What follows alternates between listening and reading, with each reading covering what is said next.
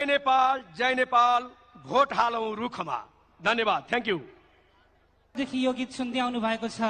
ए सुन साथी हो भोट हालौं रुखमा, कांग्रेस हो सुख र दुःख। हुनुहुन्छ नेवार धिमे नृत्य, यसै गरी 3 नम्बरमा हुनुहुन्छ मगर नृत्य, यसै गरी 4 नम्बरमा हुनुहुन्छ तामाङ के अरे नृत्य झाँकी, यसै गरी 5औं नम्बरमा गुरुङहरूको संस्कृति झल्किने नृत्य, यसै गरी जाँदा जाँदै एकपटक सबैले हात माथि गरेर जय नेपाल, फेरि आज एक स्वरमा जय।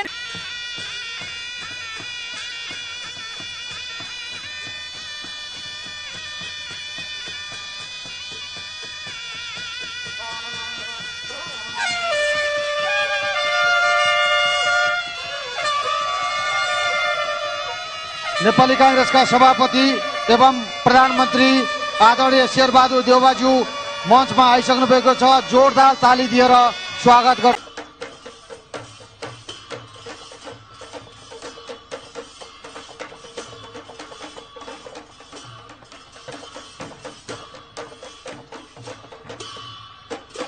Thank you. एकदमै सुन्दर नृत्यको लागि धेरै माग्छु हजुरसँग। ल हजुरहरू गइदिनु होला यो त देब्रे साइडबाट।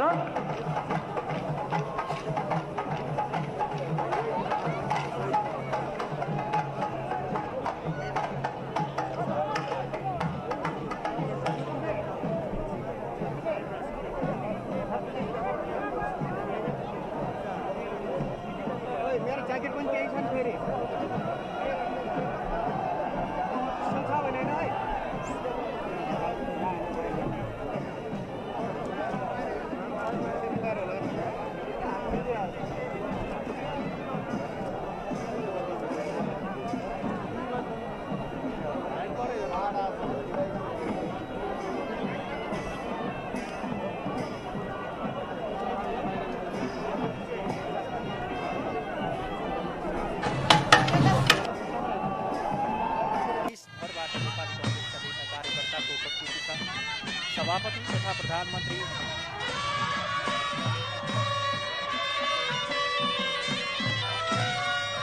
यस आजको कार्यक्रममा नेपाली कांग्रेसका नेता आदरणीय रामचन्द्र पौडेलज्यू आउँदै हुनुहुन्छ। उहाँलाई ताली बजाएर स्वागत गरिदिन हार्दिक आग्रह गर्दछु।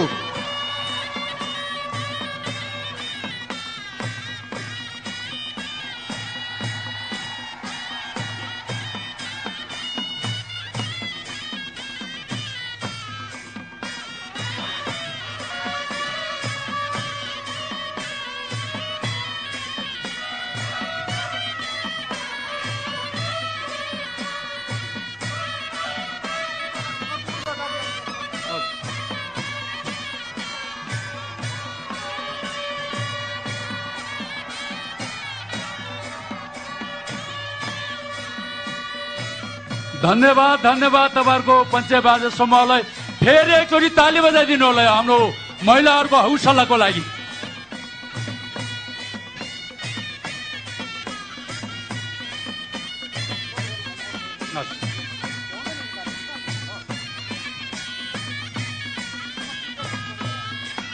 धन्यवाद। तपाईँहरूको चाहिने जुन झाँकी छ तपाईँहरू आउन सक्नुहुनेछ। तयारी अवस्थामा बसिदिनुको लागि अनुरोध गर्न चाहन्छु।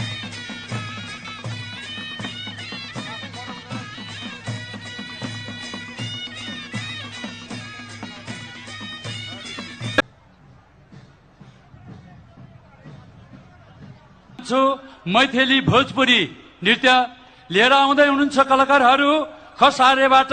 प्लिज यो कलाकार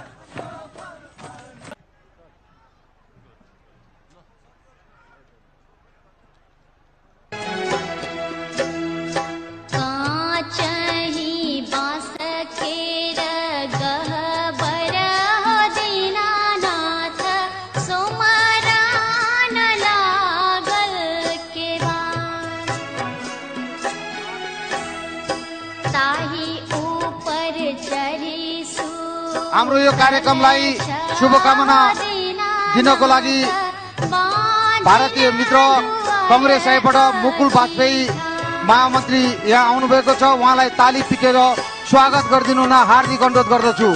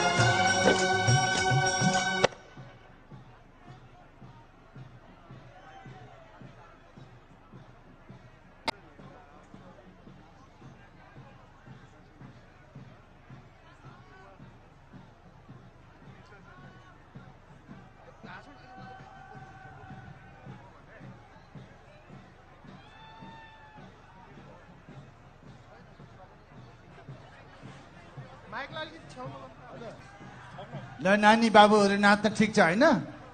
ठिक छ नि? ए नानीहरू मात्रै। नेपाली कांग्रेसको यो 14औं महाधिवेशनलाई शुभ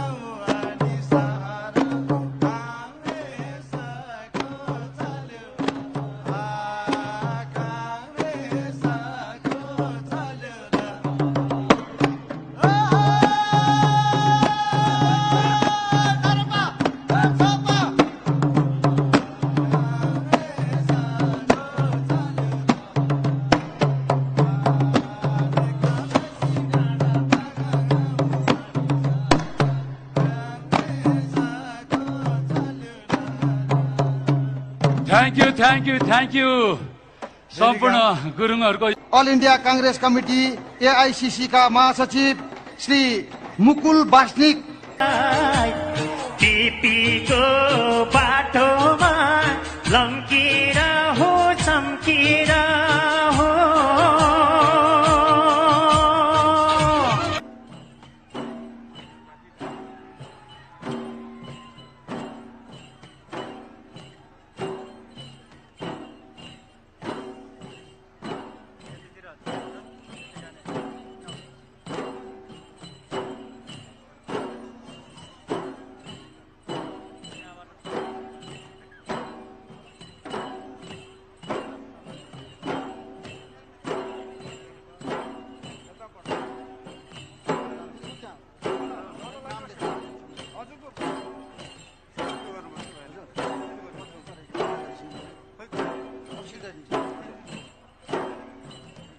हस्, धन्यवाद हजुरहरूलाई।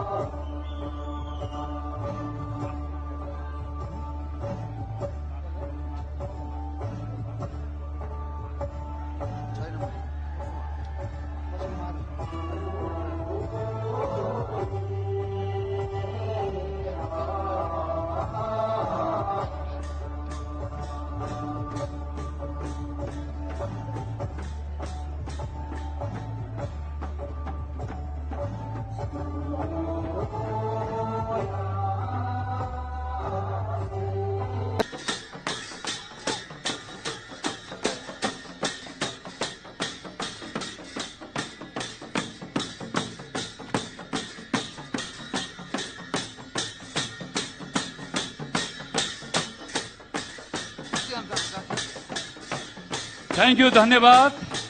अब म रेना शाह बान्तवा। तराई मधेसको तातोदेखि, हिमालको चिसोदेखि, पहाडको उकालीदेखि देशभरिबाट आउनुभएका साथीहरूलाई उद्घाटन समारोहमा हार्दिक जय नेपाल।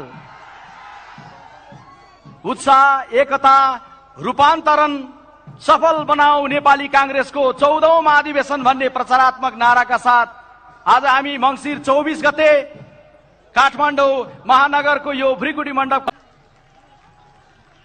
पार्टीका वरिष्ठ नेता रामचन्द्र पौडेलज्यूलाई म समारोहमा आसन ग्रहणको निमित्त हार्दिक अनुरोध गर्दछु।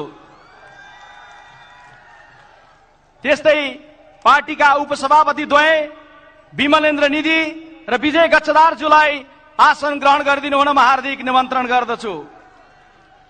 त्यस्तै पार्टीका महामन्त्री द्वय डाक्टर शशाङ्क कोइराला र पूर्णबहादुर खड्काज्यूलाई आसन ग्रहण गरिदिनु हुन म हार्दिक निमन्त्रण गर्दछु। पार्टीकी कोषाध्यक्ष श्रीमती सीतादेवी यादवलाई आसन ग्रहण गर्न म हार्दिक अनुरोध गर्दछु। पार्टीका सहमहामन्त्री डाक्टर प्रकाश शरण महतलाई म आसन ग्रहण गर्न हार्दिक निमन्त्रण गर्दछु।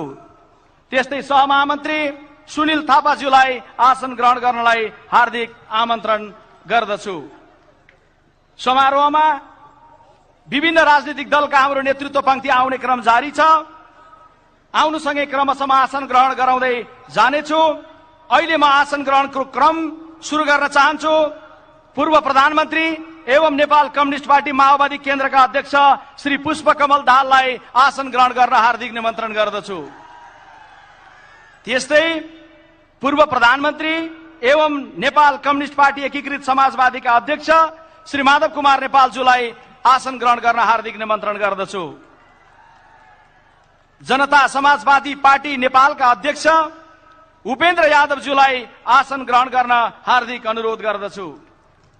लोकतान्त्रिक समाजवादी पार्टीका अध्यक्ष श्री महन्त ठाकुरज्यूलाई आसन ग्रहण गर्न म हार्दिक अनुरोध गर्दछु। राष्ट्रिय जनमोर्चाकी उपाध्यक्ष दुर्गा पौडेलज्यूलाई आसन ग्रहण गरिदिन हुन म हार्दिक अनुरोध गर्दछु। राष्ट्रिय प्रजातन्त्र पार्टीका नवनिर्वाचित अध्यक्ष श्री आसन ग्रहणको क्रमलाई अगाडि बढाउँदै गर्दा नेपाली कांग्रेस केन्द्रीय कार्य समितिका पूर्व पदाधिकारीज्यूहरूतर्फ हामी जाँदैछौँ। म क्रमशः आदरणीय पूर्व पदाधिकारीज्यूहरूको नाम आसन ग्रहणका लागि निम्त्याउँदैछु र उहाँहरूलाई आसन ग्रहण गर्नलाई हार्दिक अनुरोध गर्दछु। पूर्व उपसभापति एवं केन्द्रीय सशस्त्री गोपालमान श्रेष्ठ, पूर्व उपसभापति एवं पूर्व महामन्त्री श्री प्रकाशमान सिंह, पूर्व महामन्त्री एवं केन्द्रीय सदस्य कृष्ण प्रसाद सिटौला, पूर्व महामन्त्री एवं केन्द्रीय सदस्य कुलबहादुर गुरुङ, पूर्व महामन्त्री श्री तारानाथ राणाभाट, पूर्व कोषाध्यक्ष एवं केन्द्रीय सदस्य श्रीमती चित्रलेखा यादव, पूर्व सहमहामन्त्री एवं केन्द्रीय सदस्य डाक्टर रामशरण महत, पूर्व सभा महामन्त्री एवं केन्द्रीय सदस्य अर्जुन नरसिंह केसी। आसन ग्रहणको यो क्रममा म नेपाली कांग्रेस पार्टीका केन्द्रीय कार्य समितिका सबै आदरणीय केन्द्रीय सदस्यज्यूहरू र सबै आमन्त्रित केन्द्रीय सदस्यज्यूहरूलाई ससम्मान मञ्चमा आसन ग्रहण गर्न हार्दिक निमन्त्रण गर्दछु। त्यस्तै आसन ग्रहणका लागि नेपाली कांग्रेस पार्टीका सबै भातृ र शुभेच्छुक संस्थाका सबै राष्ट्रिय अध्यक्षज्यूहरूलाई पनि ससम्मान मञ्चमा आसन ग्रहणका लागि हार्दिक निमन्त्रण गर्दछु। आदरणीय साथीहरू, आसन ग्रहणको यो क्रम आवश्यकता बमोजिम चल्ने नै छ। अब हामी कार्यक्रमको अर्को चरणमा यससँगै प्रवेश गर्दैछौँ। जननेता बीपी कोइराला एवं हाम्रा अग्रजहरूको विचार, संगठन, निर्देशन, दर्शन बमोजिम आज नेपाल देश यहाँ आइपुगेको छ। बीपीले बोक्नु भएको विचार बमोजिम आज नेपाल देश अगाडि गइरहेको छ। उहाँको परिकल्पना बमोजिमको बाटो नेपाल देशको सबैले हिँड्ने बाटो भएको छ। त्यसैले आज कार्यक्रमको सुरुवातमा हामी उनै जननेता बीपी कोइराला एवं हाम्रा अग्रज नेतृत्व पंक्तिको तस्बिरमा माल्यार्पण गरेर हामी कार्यक्रमलाई अगाडि बढाउन चाहन्छौँ। माल्यार्पण गरिदिनु हुन पार्टीका श्रद्धेय सभापतिज्यू एवं आदरणीय व्यक्तित्वहरू सबैलाई वरिष्ठ नेता रामचन्द्र पौडेलज्यूदेखि अन्य अतिथिज्यूहरू सबैलाई हार्दिक अनुरोध गर्दछु। जननायक बीपी कोइराला, सुवर्ण शमशेर, सर्वोच्च नेता गणेशमान सिंह, सन्त नेता कृष्ण प्रसाद भट्टराई, शान्तिका नायक गिरिजा प्रसाद कोइराला र संविधान निर्माणका हाम्रा अगुवा अग्रज सुशील कोइराला लगायत व्यक्तित्वहरूमा माल्यार्पण भइरहँदा जोरदार ताली बजाएर साथीहरूलाई सम्मान गर्नलाई म हार्दिक अनुरोध गर्दछु। आसन ग्रहणको क्रमलाई जोड्दै गर्दा म नेपाली कांग्रेस पार्टीको सम्पन्न भएका 7 मध्ये 6 वटा प्रदेश अधिवेशनबाट निर्वाचित 6 वटै अध्यक्षज्यूहरूलाई मञ्चमा ससम्मान आसन ग्रहणका लागि हार्दिक निमन्त्रण गर्दछु।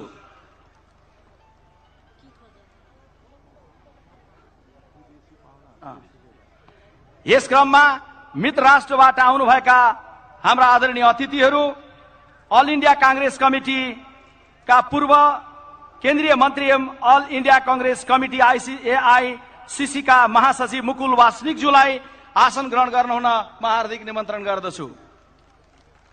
त्यस्तै भारतीय जनता पार्टीका नेता हरिवर्धन, जो पूर्व केन्द्रीय मन्त्री समेत हुनुहुन्छ भारत सरकारको, उहाँलाई पनि आसन ग्रहण गरिदिनु हुन हार्दिक अनुरोध गर्दछु।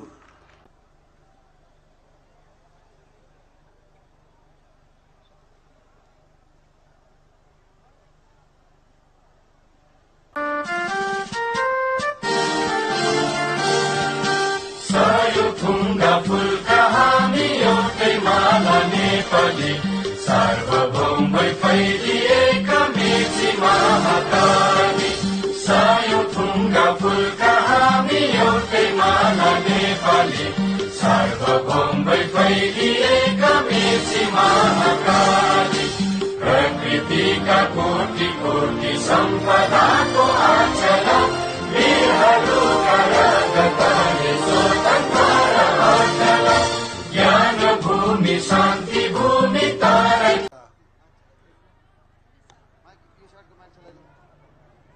आदरणीय पार्टीका प्रवक्ता केन्द्रीय सदस्य विश्व प्रकाश शर्माज्यू र त्यसै गरी आज यस ऐतिहासिक महाधिवेशनको उद्घाटन समारोहका आदरणीय सभापतित्व गरिरहनुभएका आदरणीय पार्टीका सभापति एवं सम्माननीय प्रधानमन्त्री आदरणीय शेरबहादुर देउवाज्यू र त्यसै गरी पार्टीका सम्माननीय आदरणीय वरिष्ठ नेता रामचन्द्र पौडेलज्यू र पार्टीका उपसभापति द्वय आदरणीय विमलेन्द्र नारायण निधिज्यू, आदरणीय विजय गजेदारज्यू, द्वय महामन्त्रीज्यू, सहमहामन्त्रीज्यू, कोषाध्यक्षज्यू, पूर्व पदाधिकारीज्यूहरू, आदरणीय केन्द्रीय सदस्यज्यूहरू र यहाँ यस कार्यक्रमलाई आफ्नो शुभकामना मन्तव्य दिन आउनुहुने आदरणीय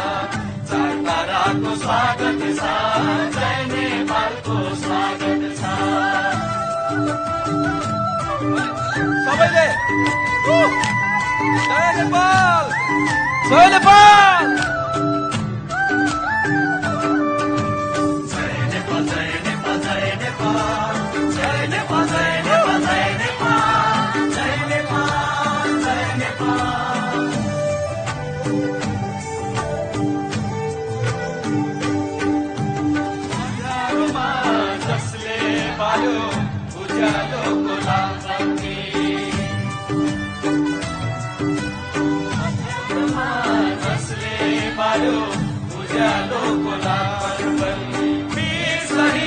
जसले दिए झण्डा गाड्न आफ्नै छाती, जसले दिए झण्डा गाड्न आफ्नै छाती। हिँड्यौं मैदान हिँड्यौं शान्ति खोज्दै विकास खोज्दै, लोकतन्त्रको बाटो खोज्दै, यही बाटोलाई सोध्दै सोध्दै। विष्णुजीको विचार चिन्तन सुवर्णको उदाहरण, विष्णुजीको विचार चिन्तन सुवर्णको उदाहरण। गिरिजाको गहिरो अठोट सुशील भजन, गिरिजाको गहिरो अठोट सुशीलताको सङ्कल्प भजन। विशाल रुखको छहारीमा सबलाई स्वागत छ चार ताराको स्वागत छ जय नेपालको स्वागत छ चार ताराको स्वागत छ जय नेपालको स्वागत छ चार ताराको स्वागत छ जय नेपालको स्वागत छ जय नेपाल सबैले एकचोटि जय नेपालको नाममा एकचोटि सबैले हातमाथि प्लिज जय नेपाल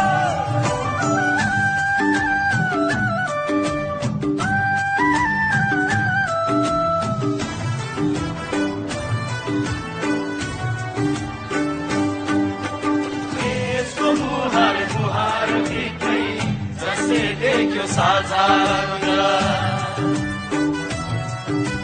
देशको मुहार भित्रै जसले देख्यो साझा रंग सबैलाई समेटेर सजाएर आफैसँग सबैलाई समेटेर सजाएर आफैसँग लोकतन्त्रको आँगन हो यो हजार विश्वास आस्था फुल्छन् फुल्न बाँकी हिमाल पहाड मधेस तराई यही खुल्छन् विश्वेश्वरले रोपेको गणेश मानले गोडेको विश्वेश्वरले रोपेको गणेश मानले गोडेको विचारले सबैलाई एकै ठाउँमा जोडेको विचारले सबैलाई एकै ठाउँमा जोडेको विशाल रुखको छहारीमा सबलाई स्वागत छ चार ताराको स्वागत छ जय नेपालको स्वागत छ देश विदेशका पाहुनालाई काङ्ग्रेसको स्वागत छ देशभरिका प्रतिनिधिलाई काठमाडौँमा स्वागत छ 14औं महाधिवेशनको सब जनतालाई स्वागत छ चार ताराको स्वागत छ हो जय नेपालको स्वागत छ जय नेपाल जय नेपाल कलाकारहरूलाई तपाईहरुको बीचमा अहिले प्रस्तुत भएको गीतमा मयूर प्रस्तुति गर्नुहुने कलाकार हुनुहुन्थ्यो उदिराम खड्का उदिरामजी लगायत सबै कलाकार साथीहरूलाई म हार्दिक धन्यवाद दिन चाहन्छु आदरणीय साथीहरू हाम्रो महाधिवेशनको क्रममा माल्यार्पण गर्ने क्रममै पार्टीका आदरणीय सभापतिले दीप प्रज्वलन गरेर महाधिवेशनको उद्घाटन गरिसक्नु भएको छ उद्घाटनको प्रविधि मार्फतको फरक प्रस्तुति पनि हामी अब गर्न लाग्दैछौं नेपाली कांग्रेस पार्टीको वेबसाइट यहाँहरूलाई जानकारी नै छ 1 वर्ष अगाडि परिमार्जित भर्सनमा सार्वजनिक भएको थियो नेपाली कांग्रेस पार्टी प्रविधि मैत्री अभियानमा फरक ढंगले अगाडि बढ्दै डिजिटलाइज हुँदै अघि जाने क्रममा आज नेपाली कांग्रेस पार्टीको एप सार्वजनिक हुँदैछ र आजको उद्घाटन समारोहमा रिमोटको स्विच अन गरेर पार्टीको एप सार्वजनिक गरेर पार्टीको अधिवेशनलाई प्रविधि मार्फत फरक ढंगले उद्घाटन गरिदिनु हुन पार्टीका श्रद्धेय सभापति सम्माननीय प्रधानमन्त्री शेरबहादुर देउवाजुलाई म हार्दिक अनुरोध गर्दछु इतिहासको त्यो मोडबाट संघर्षको मैदानदेखि आयो कांग्रेस शहीदहरूको शपथ लिएर भावी पिढीको सपना बोकेर आयो कांग्रेस आजको पुस्ताको सपना बोक्ने नेपाली कांग्रेस अब बदलिएको कांग्रेस बलियो कांग्रेस नेपाली कांग्रेस बदलिने क्रमको सुरुवात अब प्रविधिको प्रयोगबाट आज मंसिर 24 गते 14औं महाधिवेशनको उद्घाटन समारोहमा सार्वजनिक गरिँदैछ नेपाली कांग्रेसको एप नेपाली कांग्रेस एन्ड्रोइड तथा आईओएस मोबाइल प्रयोगकर्ताहरूले एप स्टोर वा प्ले स्टोरबाट डाउनलोड गरेर प्रयोग गर्न सक्नुहुनेछ क्रियाशील सदस्यको सम्पूर्ण record online museum online library letter to leader 7 प्रदेश 77 जिल्ला सबै भातृ एकता र रूपान्तरणको यो 14औं महाधिवेशनका श्रद्धेय सभापति सम्माननीय प्रधानमन्त्री, यस कार्यक्रमका सभापति श्री शेरबहादुर देउवाज्यू, वरिष्ठ नेता रामचन्द्र पौडेलज्यू, त्यसै गरी उपसभापति द्वय, महामन्त्री द्वय र सहमहामन्त्री कोषाध्यक्ष र नेपाली कांग्रेसका पूर्व पदाधिकारी, केन्द्रीय सदस्य, संघीय माननीय प्रदेश माननीय मन्त्री र विदेशी पाहुना अधिवेशनमा पाल्नुभएका र नेपाली कांग्रेसको महाधिवेशनमा शुभकामना दिन आउनुभएका श्रद्धेय सम्माननीय प्रधानमन्त्री दुई पार्टीका र त्यसै गरी अन्य पार्टीका नेपाली कांग्रेसको लागि शुभकामना दिन आउनुभएका नेतृत्वगण र तमाम नेपाल देशभरिबाट देशको राजधानी काठमाडौँ प्रदेश बागमती प्रदेशमा सबैप्रति हार्दिक सम्मान र स्वागत व्यक्त गर्न चाहन्छु। जय नेपाल। विशेष गरी नेपालको राजनीतिमा एउटा नयाँ उमंग, नयाँ जोश र नयाँ एउटा ऊर्जाका साथ एकता, उत्साह र रूपान्तरणको सन्देश लिएर जाने यो महाधिवेशन हो। यो महाधिवेशनले नेपाली कांग्रेसको इतिहासलाई स्मरण गर्छ, वर्तमानलाई सम्झन्छ, भविष्य उज्जवल बनाउन अगाडि बढ्छ। इतिहास सम्झिँदै गर्दा यो पार्टीको नीति बनाउने महामानव बीपी कोइरालालाई स्मरण गर्नै पर्छ। यो पार्टीको नीति राम्रो छ, नेता राम्रो छ, त्यसकारणले बीपीले बनाएको नीति गणेश मानको हिम्मत र त्याग, त्यसै गरी सुवर्ण शमशेरको विद्रोह, आफ्नै परिवारभित्रको विद्रोह, अनि त्यसै गरी गिरिजा प्रसाद कोइराला श्रद्धेय स्वर्गीय नेताको हिजोको द्वन्द्व व्यवस्थापन शान्ति प्रक्रिया, अनि स्वर्गीय सुशील कोइरालाको सहमति सहकार्य एकताको संविधान, पहिलो नेपालको गणतन्त्रात्मक संघीय लोकतान्त्रिक संविधान, जनताको संविधान निर्माणका संविधान पिता, त्यसै गरी कृष्ण प्रसाद भट्टराई, अनि पछिल्लो समयमा संविधान निर्माण गर्दै गर्दा पनि तराईका दलहरूलाई संविधानमा ल्याउन नसक्दा निर्वाचन प्रक्रियाबाट चाहिँ के छ भने निर्वाचनमा ल्याउन सफल हुँदै आउनुभएका श्रद्धेय अहिले वर्तमान सभापति शेरबहादुर देउवालाई हामीले विगतका हाम्रा स्वर्गीय नेताहरूप्रति स्मरण गर्दै अहिलेको वर्तमान सभापति माथि सम्मान व्यक्त गर्न चाहन्छौं कि तराईलाई पनि मिलाएर नेपालको गणतन्त्रलाई संस्थागत गर्नलाई ठूलो योगदान छ। सँगसँगै नेपालको संविधानलाई रक्षा गर्ने कुरामा पनि श्रद्धेय सभापतिले खेलेको भूमिका दुनियाँले देखेकै छ। त्यसकारणले यो अधिवेशन अब धैर्यता, अनुशासन, त्याग, नीति र नेताले बनाएको पार्टी हो र त्यही नेता र नीति र त्याग र धैर्यताले बनेको पार्टीलाई जीवन्त अगाडि बढाउने अबको युवा पुस्ताको जिम्मेवारी हो। त्यसकारणले यो अबको युवा पुस्ताले योगदान दिएर यो बागमती प्रदेशमा नेपाली कांग्रेसलाई अगाडि बढाउनु पर्ने अब हामीले देखेका छौं र भर्खरै अहिले सम्मान्य प्रधानमंत्री से गरिमा प्रदान कर रहे नेपाल के सम्मानीय प्रधानमंत्री एवं नेपाली कांग्रेस के अध्यक्ष आदरणीय श्री शेर बहादुर जी, यहाँ मंच पर शायद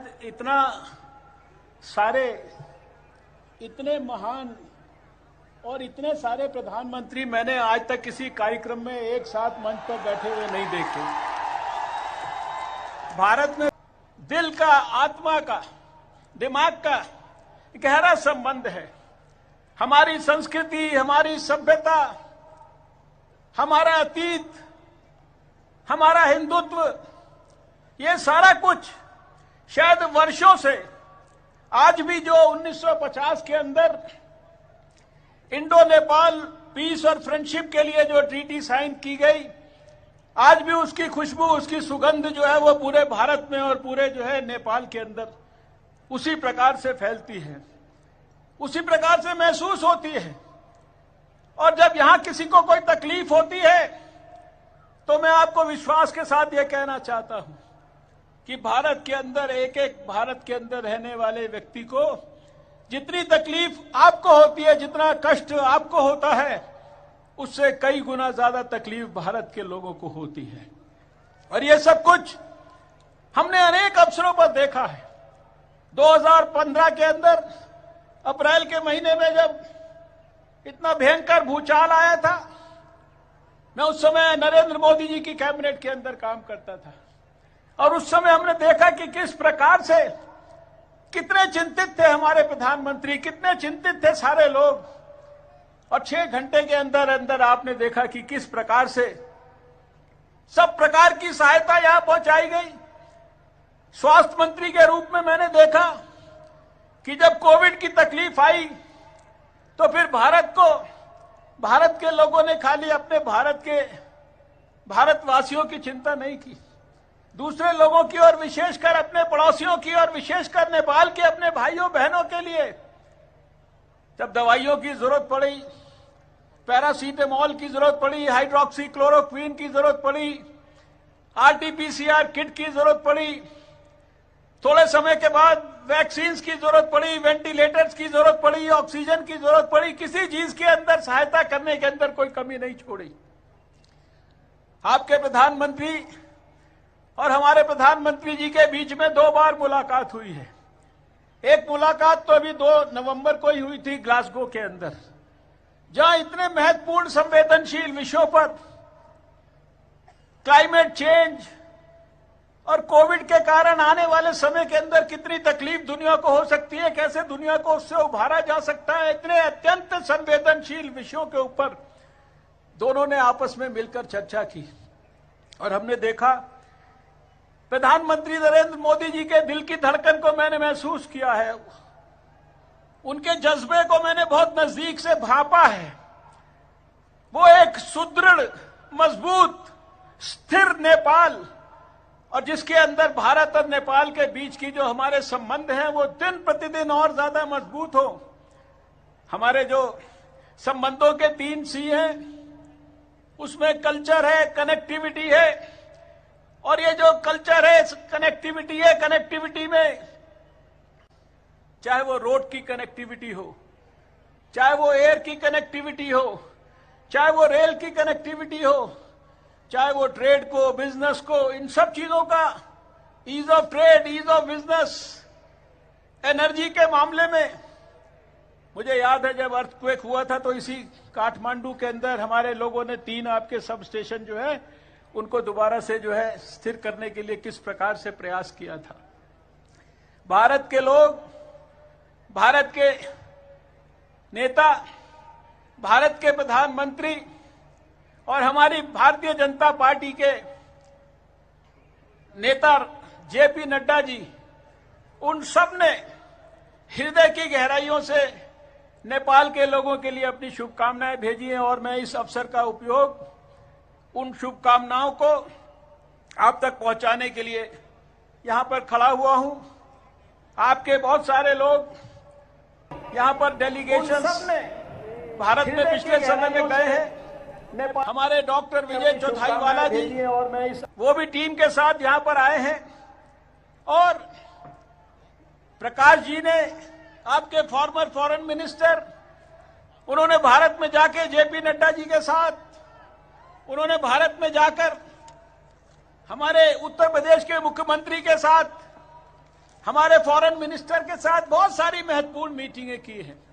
और हर मीटिंग के अंदर सबने मिलकर एक ही विचार, एक ही भावना व्यक्त की है कि हमें नेपाल और भारत के बीच में जो हमारा दिल का रिश्ता है, जो हमारा सामाजिक रिश्ता है, जो हमारा कल्चरल रिश्ता है, इसको सबको मजबूत करना है। आज सुबह मुझे पिछली बार जब आया था तब भी भगवान पशुपतिनाथ के आशीर्वाद लेने को मौका मिला, आज फिर मिला। आप तो भाग्यशाली हो, आप तो हर समय भगवान पशुपतिनाथ का जो है यहाँ पर काठमांडू के अंदर आशीर्वाद लेते हो। और आप लोग के देश को तो वो हिमालय, वो दुनिया के सबसे ऊंचे 8 पहाड़, माउंट एवरेस्ट की चोटी, आपको तो कहां कहां से आशीर्वाद मिलता है। और हम सब चाहते हैं कि नेपाल और अधिक समृद्ध हो और अधिक आगे बढ़े, आपकी खुशहाली और ज्यादा मजबूत हो, आपके दुखों का पूरी तरह से निवारण हो। और मुझे पूरा विश्वास है कि जिस प्रकार से ये जो नजारा है, जो शायद दुनिया में कहीं देखने को नजर नहीं आता, वो नजारा अगर बना रहेगा तो राजनीति के माध्यम से आपका देश जो है वो निश्चित रूप से बहुत ऊंचाइयों तक पहुंचेगा। इसी बात की ढेर सारी शुभकामनाएं देते हुए मैं पुनः भारतवासियों की ओर से आपको सबको हृदय की गहराइयों से नमन करता हूं, प्रणाम करता हूं। मुख्यमंत्री, यहाँ जो प्रधानमंत्री जी हैं और सभी पूर्व प्रधानमंत्रियों को और सभी जो है डेलीगेट्स को और सभी नेताओं को भी हृदय की गहराइयों से प्रणाम करके अपनी बात समाप्त करता हूं। नमस्कार, जय नेपाल, जय Hind. I would like to thank to BJP leader Mr. Harshavardhan for your valuable remarks. आदरणीय साथीहरू, हामी फेरि एक विदेशी मित्रको शुभकामना लिन जाँदैछौँ र यस क्रममा म आज हाम्रो निमन्त्रणलाई स्वीकार गरेर थुप्रै सम्पादकज्यूहरू आउनुभएको छ, मिडिया हाउसका प्रमुखहरू आउनुभएको छ, काठमाडौँमा रहनुभएका निरन्तर मेहनत गरेर सम्प्रेषण गरिरहनुभएका पत्रकार साथीहरू र बाहिरबाट पनि आउनुभएको छ। उहाँहरू सबैलाई म नेपाली कांग्रेस पार्टीको तर्फबाट हार्दिक सम्मान गर्न चाहन्छु। कार्यक्रमलाई अगाडि बढाउने क्रममा I would like to invite Mukul Wasnik, General Secretary of All India Congress Committee, to address the 14th convention of Nepali Congress Party with his valuable remarks. Mukul Wasnik ji. Nepali Congress के सम्मानित अध्यक्ष और सम्मानीय प्रधानमंत्री आदरणीय शेर बहादुर देवबा जी, कांग्रेस के वरिष्ठ नेता आदरणीय रामचंद्र पौडेल जी, पूर्व प्रधानमंत्री आदरणीय पुष्पकमल दहाल जी, पूर्व प्रधानमंत्री आदरणीय माधव नेपाल जी, पूर्व प्रधानमंत्री केपी ओली जी, यहां मंच पर उपस्थित सभी सम्मानित नेतागण और नेपाली कांग्रेस के इस महाधिवेशन में उपस्थित नेपाल के कोने कोने से आए सभी सम्मानित प्रतिनिधिगण, भाइयों बहनों और नौजवान साथियों, मुझे बहुत खुशी होती है कि आज भारतीय राष्ट्रीय कांग्रेस की ओर से यहां नेपाली कांग्रेस के 14वें महाधिवेशन में मैं आपके बीच में यहां पर उपस्थित हुआ हूं।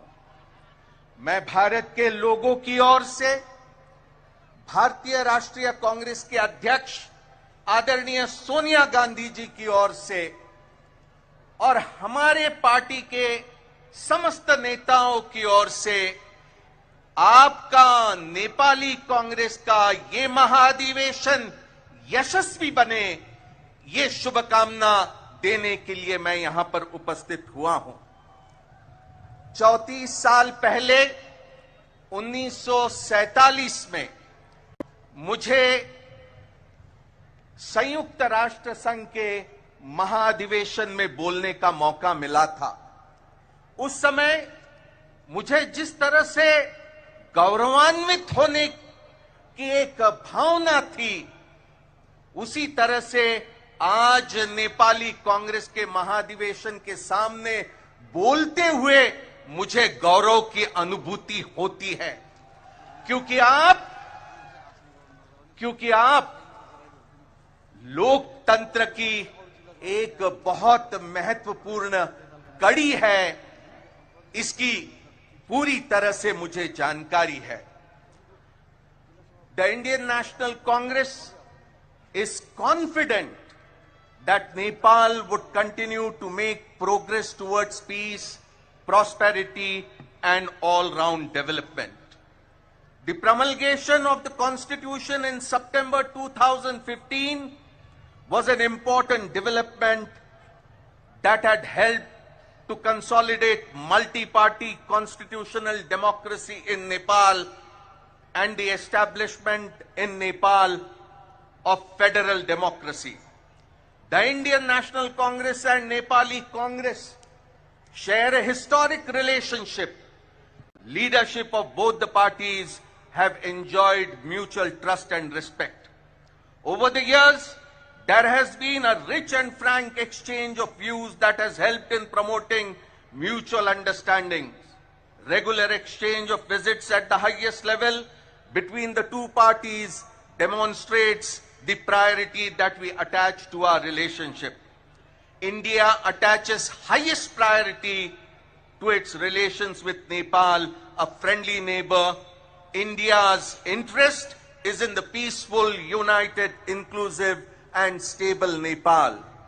Our age-old ties with Nepal. वर्तमान प्रधानमन्त्री श्रीमान शेरबहादुर देउबाज्यू, मञ्चमा आसीन पूर्व प्रधानमन्त्रीज्यूहरू, पूर्व उप प्रधानमन्त्रीज्यूहरू, विभिन्न पार्टीका नेतागण, विशेष गरी नेपाली कांग्रेसका नेतागण र यो महत्त्वपूर्ण र भव्य महाधिवेशनमा सहभागी हुन आउनुभएका नेपाली कांग्रेसका 77 जिल्लाका प्रतिनिधि पर्यवेक्षक मित्रहरू, म यहाँहरू सबैलाई हार्दिक अभिवादन गर्दछु र यस 14औं राष्ट्रिय महाधिवेशनको सुखद र सफलताको कामना गर्न चाहन्छु। आदरणीय मित्रहरू, अब डेमोक्रेसीको सौन्दर्य नै हो कि कुनै अनुष्ठान, राजनीतिक अनुष्ठानलाई साकार गर्नुभन्दा पूर्व धेरै बहस छलफलहरू हुन्छन्। मैले पनि बडो नजिकबाट नेपाली कांग्रेस भित्र भइरहेका छलफल बहसलाई हेरेको छु। ती सारा छलफल बहसलाई टुङ्ग्याउने यो अवसर जुटेको छ। म कामना गर्छु कि पूरा जिम्मेदारीको साथमा, पूरा गम्भीरताको साथमा, जिम्मेदारी भन्नाले नेपाली जनताप्रतिको जिम्मेदारी, जिम्मेदारी भन्नाले नेपाल राष्ट्रप्रतिको जिम्मेदारी, जिम्मेदारी भन्नाले लोकतन्त्रप्रतिको जिम्मेदारीलाई अन्तर्हृदयमा राखेर तपाई प्रतिनिधि मित्रहरूले नेताहरूको अगुवाईमा यसलाई पूर्ण सफलतामा एकताको महाधिवेशनको रूपमा यसलाई सफल पार्नुहुनेछ भन्ने म कामना गर्दछु र विश्वास पनि गर्दछु। आदरणीय मित्रहरू, मैले यस अवसरमा बडो संक्षिप्तमा मैले यति नै भनौँ कि यो महाधिवेशनको अगाडि पनि र देशका सारा पोलिटिकल पार्टीहरूको अगाडि धेरै केही चुनौतीहरू छन्। मैले खालि बुलेटमा उल्लेख गर्न चाहन्छु। मानिसहरू भनिरहेका छन् धेरै व्यवस्था, धेरै परिवर्तन गरियो, तर अवस्थामा परिवर्तन भएन। म पनि यसमा सहमत छु। किन होला? ठुलो प्रश्न छ। मैले संक्षेपमा यति मात्रै भन्छु कि हामीले 2007 सालदेखि नेपाली कांग्रेस त्यसबेला अगुवा थियो, त्यसको पनि अगुवा विश्वेश्वर प्रसाद कोइरालाज्यू हुनुहुन्थ्यो, एउटा प्रखर राजनीतिक प्रजातान्त्रिक योद्धा नेता हुनुहुन्थ्यो। उहाँको अगुवाईमा हामीहरूले यो प्रजातन्त्रीकरण सुरु गर्यौं।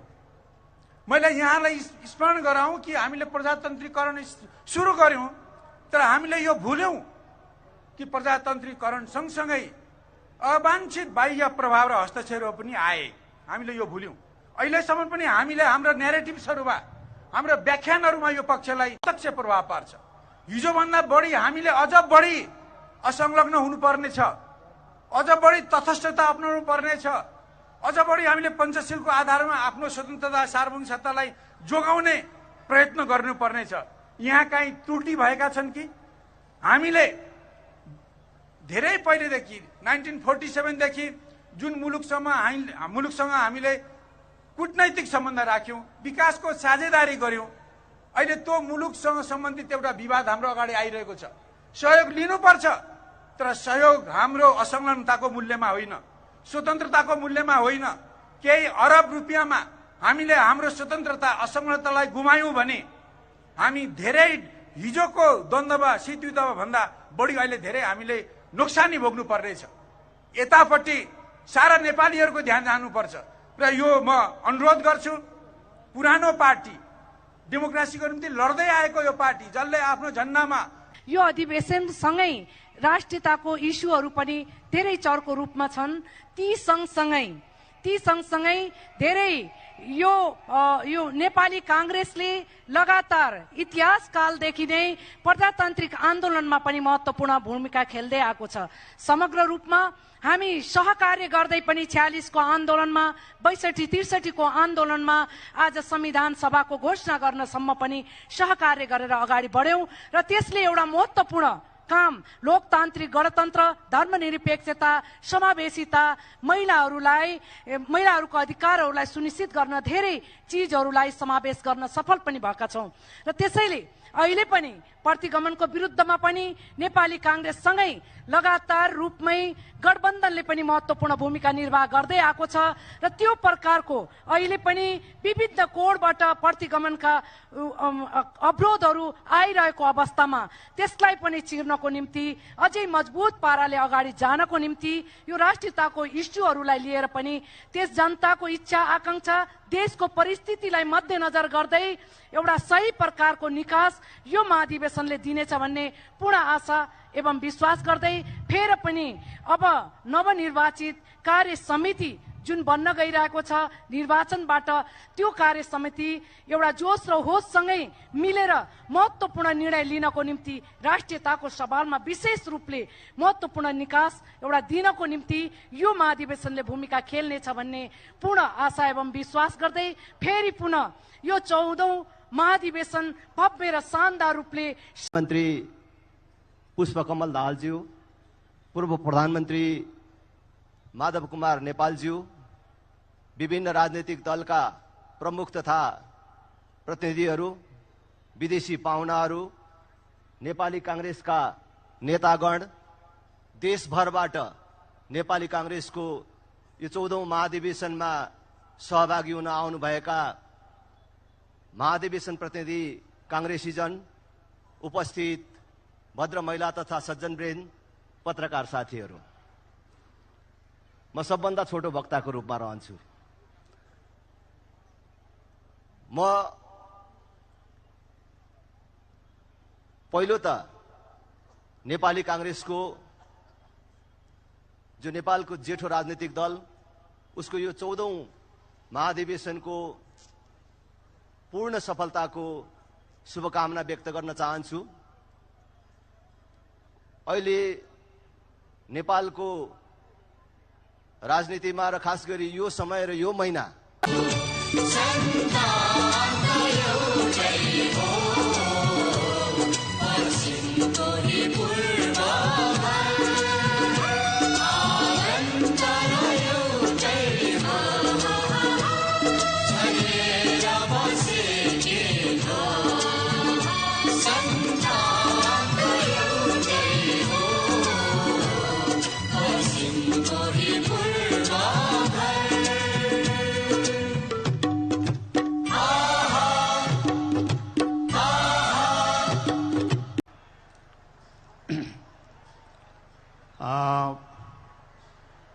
आज तपाईहरुको यो 14औं महाधिवेशनको अवसरमा म तपाईहरुलाई शुभकामना दिन उपस्थित भएको हुँ। नेपाली कांग्रेस नेपालमा प्रजातन्त्र ल्याउनको लागि संघर्षशील ऐतिहासिक रूपमा नै संघर्षशील पार्टी रहेको इनका आदरणीय नेताहरू बीपी कोइराला, सुमन शमशेरजी, गणेश मान सिंह, महेन नारायण निधि, रामनारायण मिश्रा र यस्तै अन्य अनेकौं नेता हुनुहुन्छ जो तपाईहरुको कितामा हुँदाहुँदै पनि यो देशलाई नै नेतृत्व दिनुभएको छ र देशको नाम अगाडि बढाउनु भएको छ र उहाँहरूको प्रेरक व्यक्तित्वले हामी सबैलाई प्रेरणा, जनताको लागि केही गर्ने प्रेरणा दिइरहेको छ। अहिले तपाईहरुको सद्भाव, विशेष गरी प्रधानमन्त्री जी को सद्भाव जो मेरो पार्टी र तपाईहरूको स्नेह जो मेरो पार्टीको तर्फ छ, मेरो तर्फ छ विशेष गरी, त्यसको लागि म तपाईहरूलाई हार्दिक धन्यवाद दिन चाहन्छु र आभार व्यक्त गर्दछु। यसको साथसाथै यो 14औं महाधिवेशनको शुभ अवसरमा तपाईहरूलाई हार्दिक शुभकामना। जसरी देवताहरू समुद्र मन्थन गरेर रत्न प्राप्त गरेका थिए, तपाईहरू पनि जनमन्थन गरेर ऊर्जा प्राप्त गरी शक्तिशाली भएर यहाँ आउनुभएको छ र तपाईहरूबाट हामी सबैलाई, यो देशलाई पनि ठुलो आशा र उम्मेद छ। तर अहिले पार्टी सिस्टममा पार्टीले सरकार बनाउँछ, तर यदि पार्टीमा स्थिरता छैन भने सरकारमा पनि स्थिरता रहँदैन। हुन त संसारमा कुनै चिज सधैँको लागि पर्मानेन्ट अस्थायी हुँदैन, परिवर्तन भइरहेको नै हुन्छ। तर सरकारमा स्थिरता नरहँदा सरकारको जुन अङ्गहरू हुन्छ त्यो पनि प्रभावित भइहाल्छ। अहिले हाम्रो देशमा संसद राम्ररी काम गरिरहेको छैन। संसदको बैठक हुँदाहुँदै पनि त्यसले कुनै काम दिने संसद अवस्थामा छैन। त्यस्तै अदालत, सर्वोच्च अदालतको पनि त्यही अवस्था छ। बेन्च र बारमा विवाद उठ्ने गर्दा जनता समाजवादी नेपालको तर्फबाट हार्दिक शुभकामना व्यक्त गर्न चाहन्छु। व्यवहारमा नै समावेशी र संघीय लोकतान्त्रिक गणतन्त्रात्मक बनाएर मात्रै राज्यका सबै निकायहरूलाई जनताको सेवामा समर्पित हुने संस्कृति हुर्काउन सकिन्छ।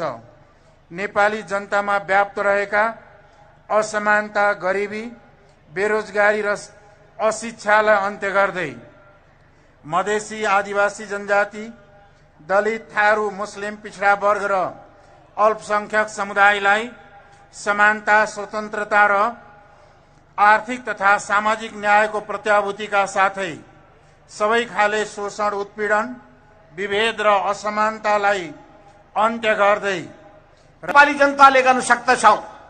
राष्ट्रियताको रक्षा हामी नेपाली जनताले गर्न सक्दछौं।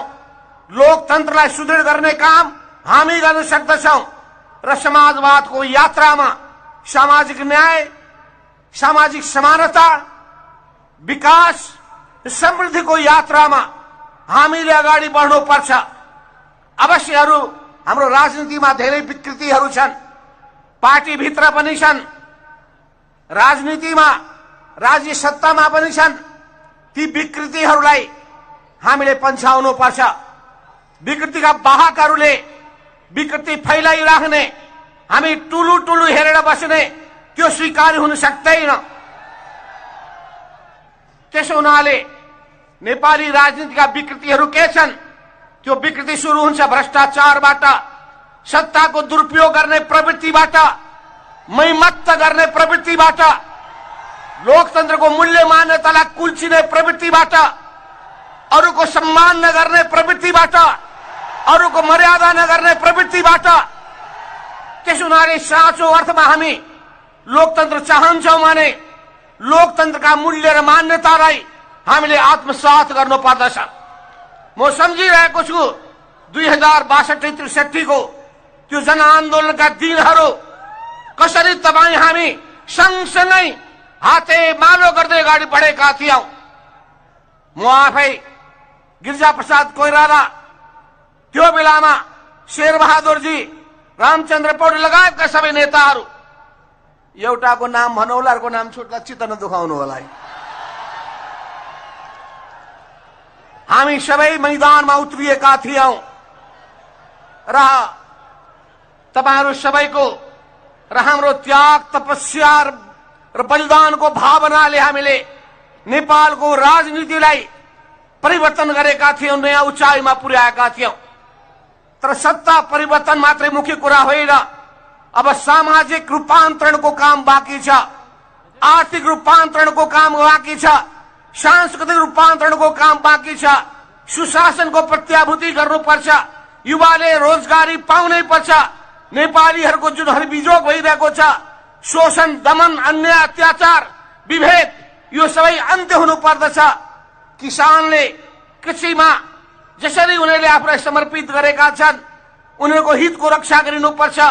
कृषिको आधुनिकीकरण गर्ने, व्यवसायीकरण गर्ने र यान्त्रिकीकरण गर्ने कुरालाई राज्यले महत्त्व दिनुपर्दछ।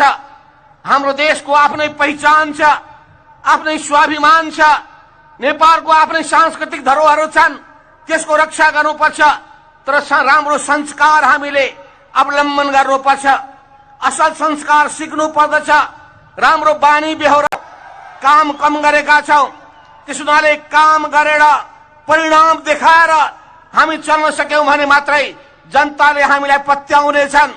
त्यसो हुनाले जनताका गुनासाहरू के छन्, जनताका आलोचनाहरू के छन्, जनता किन विरक्ति दैछन्, यो सबै पत्तो लगाएर यसको छानबिन गरेर अध्ययन विश्लेषण गरेर हामीले ती कमी कमजोरीहरूलाई सुधारेर जनताको विश्वास जितेर अगाडि बढ्न सक्यौं भने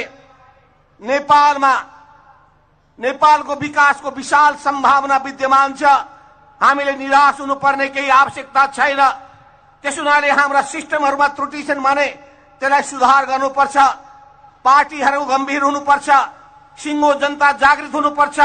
बौद्धिक समुदाय मित्रलाई नेपाली कांग्रेसको यो भव्य र आकर्षक 14औं राष्ट्रिय महाधिवेशनको उद्घाटन सत्रका सभापति तथा नेपाली कांग्रेसका सभापति र सम्माननीय प्रधानमन्त्री शेरबहादुर देउवाज्यू, पूर्व प्रधानमन्त्रीज्यूहरू, नेपाली कांग्रेसका सबै नेता साथीहरू, विभिन्न राजनीतिक दलका नेता साथीहरू र यो उद्घाटन समारोहमा उपस्थित सम्पूर्ण नेपाली कांग्रेसका प्रतिनिधि, पर्यवेक्षक र अन्य उपस्थित महानुभावहरू, विदेशी अतिथि महानुभावहरू, समय घर्केको छ, जाडो पनि बढेको छ। त्यसकारण धेरै भन्ने सम्भव मैले देखेको छैन, समयको कारणले पनि जाडोको कारणले पनि।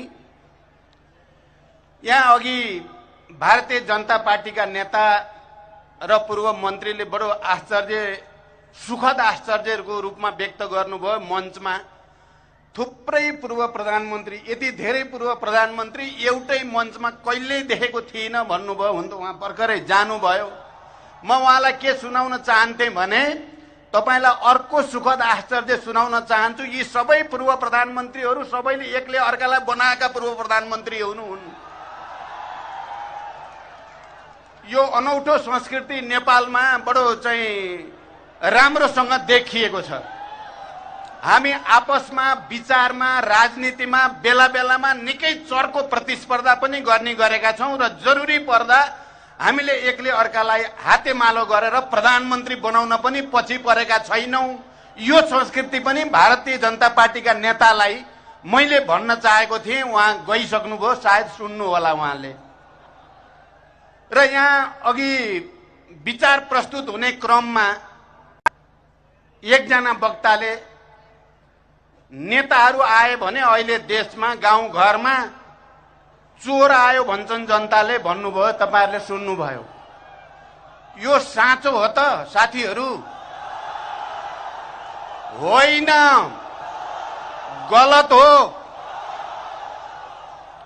यो केको निम्ति भनियो? जति बेला लोकतान्त्रिक राजनीतिक दल र लोकतन्त्रको निम्ति संघर्ष गरेका, शान्तिको निम्ति संघर्ष गरेका राजनीतिक दल र नेताहरूलाई बदनाम गर्न खोजिन्छ, त्यहाँ निरङ्कुशता र तानाशाही जन्माउने षड्यन्त्र हो भनेर बुझ्न जरुरी हुन्छ। कहीं न कहीं तानाशाही त्यसरी नै आउने गर्दछ। त्यसकारण हामी सतर्क हुन जरुरी छ। म यस ऐतिहासिक सन्दर्भमा हामी समावेशी लोकतन्त्र, संघीय लोकतान्त्रिक गणतन्त्रको जो प्रक्रियामा छौं, यसको साइनो शान्ति प्रक्रियासँग छ।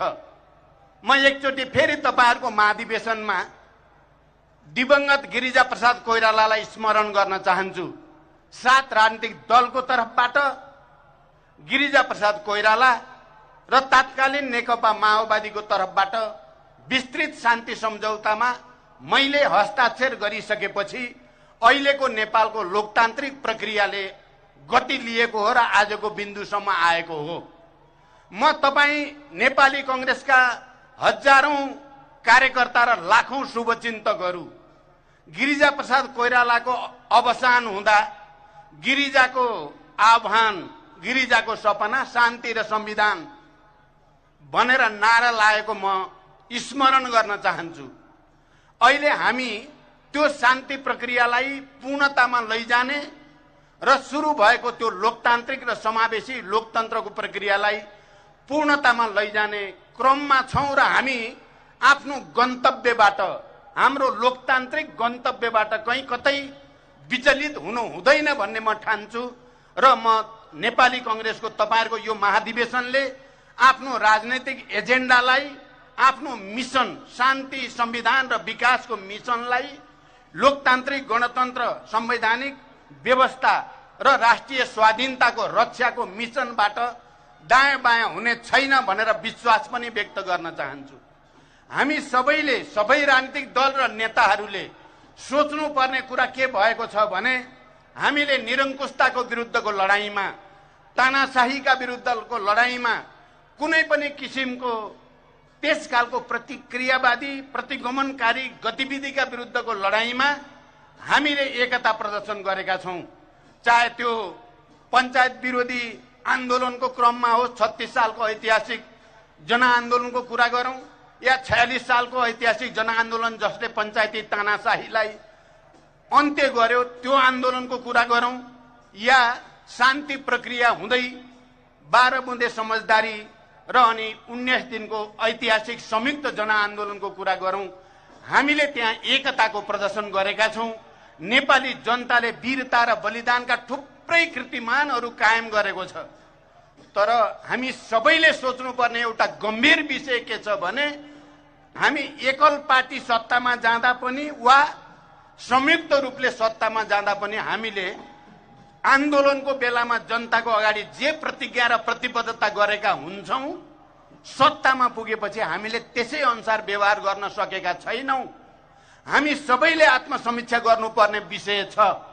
एकल पार्टी सत्ता होस् या संयुक्त सरकार होस्, सत्ता सञ्चालनमा जाँदा हामी कहीँ न कहीँ धरती छोडेको जस्तो, कहीँ न कहीँ आफ्ना ऐतिहासिक राजनैतिक प्रतिज्ञा र प्रतिबद्धताहरू, जनताको अगाडि गरिएका निर्वाचनको बेलामा गरिएका प्रतिबद्धताबाट विचलित भएका उदाहरणहरू छन्। 2007 सालदेखि 62-63 को आन्दोलन पछिका सरकारहरूका सन्दर्भमा पनि हामीले यो तितो यथार्थ भोगेका छौं। अहिले तपाई नेपाली कांग्रेसका सबै नेता साथीहरू, युवा नेताहरू अझ खास गरी सबैले यसको समीक्षा गर्न जरुरी छ। किन सत्तामा पुगेपछि कहीँ न कहीँ नेतृत्व पंक्ति या राजनीतिक दलहरू आफ्नो प्रतिज्ञा र प्रतिबद्धताबाट विचलित हुन्छन्? किन जनताले सोचे जस्तो गरी काम गर्न सक्दैनन्? किन सुशासन दिन सक्दैनन्? किन भ्रष्टाचार रोक्न सक्दैनन्? आन्दोलनमा त्यत्रो त्याग, तपस्या र बलिदान गर्न सक्ने पार्टीहरू सत्तामा पुग्दा किन सत्ता लिप्साबाट विसंगति र विकृतिको शिकार हुन्छन्? मलाई लाग्छ हामी सबैले खोजी गर्नुपर्ने विषय यही नै छ। हामीले 7 सालदेखि अहिलेसम्म हेर्दा पनि यो विषयको सैद्धान्तिक रूपले निरूपण गर्ने कुरा, राजनैतिक एउटा संश्लेषण गर्ने कुरा, त्यस्तो संस्कृति र आचरणको विकास गर्ने कुरामा हामी सबैले मन्थन गर्न जरुरी छ। हामी सबैले विचार गर्न जरुरी छ।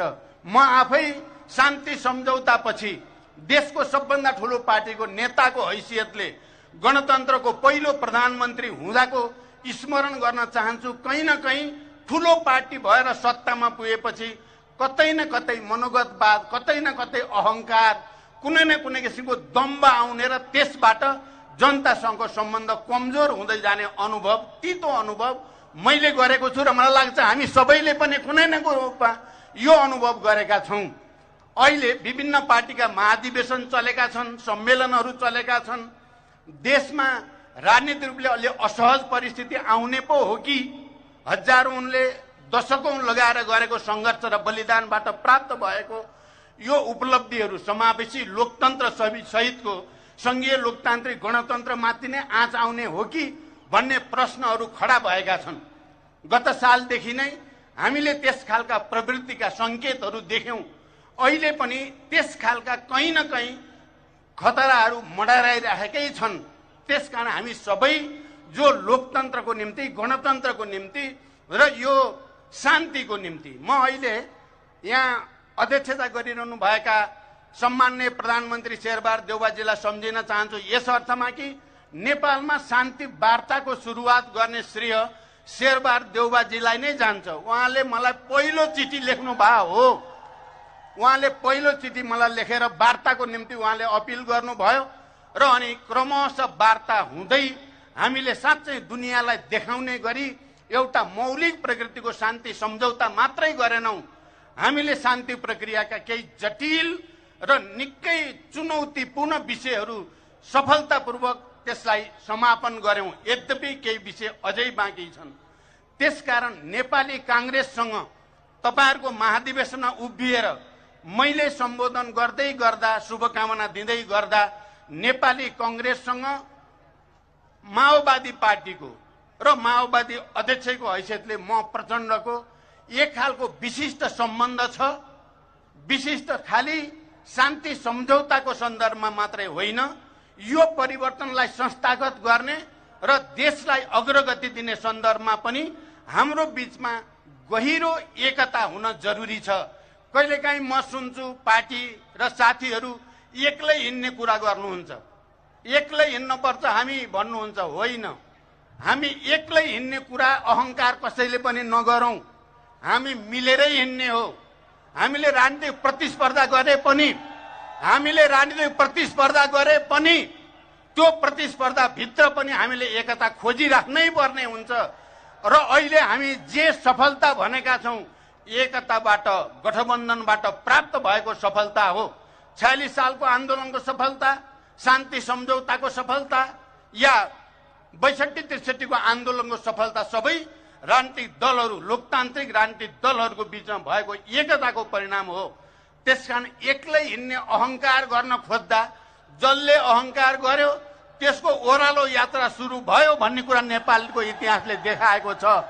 त्यसकारण म तपाईहरुसँग यो ऐतिहासिक महाधिवेशन मार्फत सिंगो राष्ट्रलाई एकताबद्ध गर्ने, राजनीतिक दलहरूको बीचमा, मुख्यतः लोकतान्त्रिक राजनीतिक दलहरूको बीचमा समझदारी कायम गर्ने र देशलाई सुशासन र विकासको नयाँ युगतिर लैजाने कुरामा देशको ठूलो पार्टी, शान्ति सम्झौताको एउटा हस्ताक्षरकर्ता पार्टीको नाताले पनि नेपाली कांग्रेसले उचित नीति निर्धारण गरोस्, नेतृत्व निर्धारण गरोस् भन्ने कामना गर्दै फेरि एकचोटि यो महाधिवेशनको पूर्ण सफलताको शुभकामना सहित बिदा हुन्छु। धन्यवाद।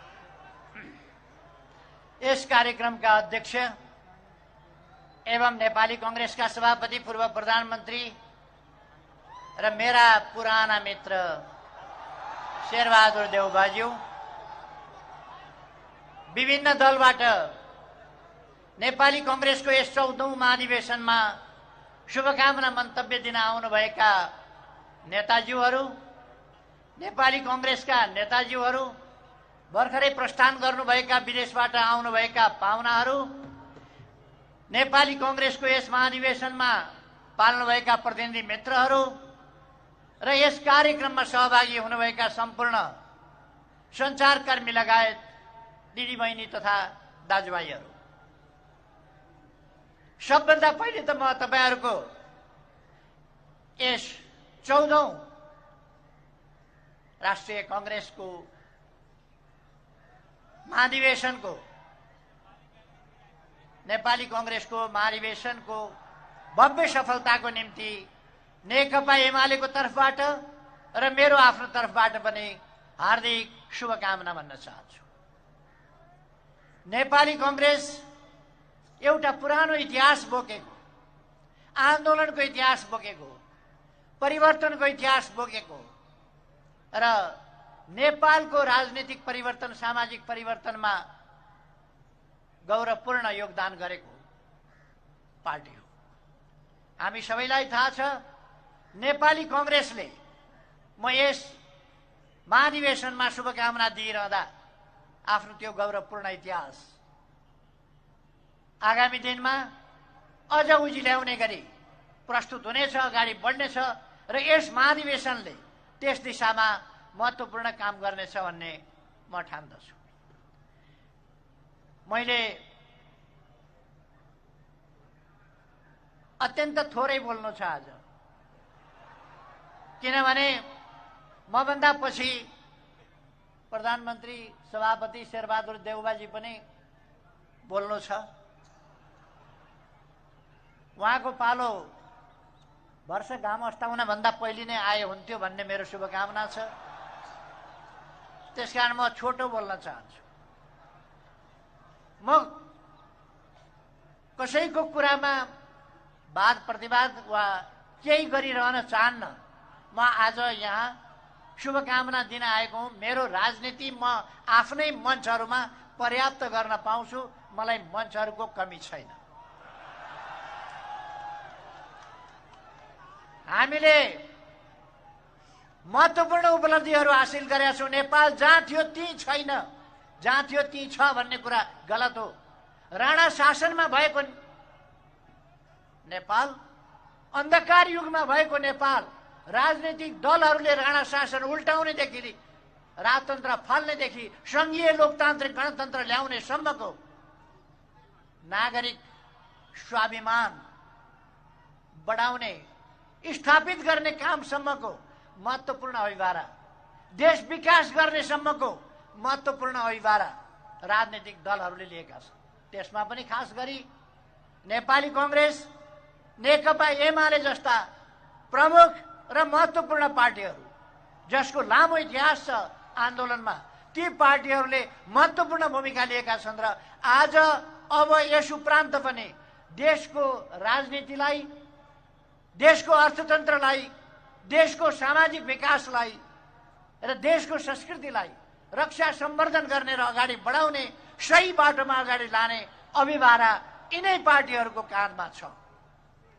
यी अभिभाराहरूमा नेपाली कांग्रेससँग साथसाथै अगाडि बढ्न नेकपा एमाले सधैँ बढी आएको छ, अहिले पनि तयार छ। यी प्रश्नहरूमा राष्ट्रियताको प्रश्न, लोकतन्त्रको रक्षा र सम्वर्धनको प्रश्न, त्यसै गरेर विकासको प्रश्न, सुशासनको प्रश्न, स्थिरता र स्थायित्वको प्रश्न, सामाजिक न्याय र समानताको प्रश्न, यस्ता प्रश्नहरूमा देशलाई अगाडि बढाउन सहकार्य गर्ने कुरामा नेकपा एमाले तयार छ भन्ने कुरा म तपाईहरुको यस महाधिवेशनमा भन्न चाहन्छु। एउटा आज पनि नेपालका नागरिकहरूले नागरिक स्वाभिमान बिर्सने जन्मसिद्ध श्रेष्ठताको सिद्धान्त अचम्म लाग्छ। जन्मसिद्ध श्रेष्ठताको सिद्धान्त मानेर कोही जन्मिँदै यस्तो शासक भएर जन्मिन्छ भन्ने यस्ता निराधार सिद्धान्त, संयुक्त राष्ट्र संघका मान्यता भन्दा विपरीतका सिद्धान्त, खास गरी भन्ने हो भने नागरिक स्वाभिमानको विपरीत सिद्धान्त, नागरिक स्वाभिमान नै छोडिदिने अनि नागरिकबाट कोही नेता उत्पन्न हुन सक्दैन, हरेक नेता चोर हुन्छ, यस्ता कुरा बोकेर हिँड्ने हुन त भर्खर अध्यक्षमा छानिएको रापताप होला केही साथीहरूलाई। त्यस रापतापमा अलिकति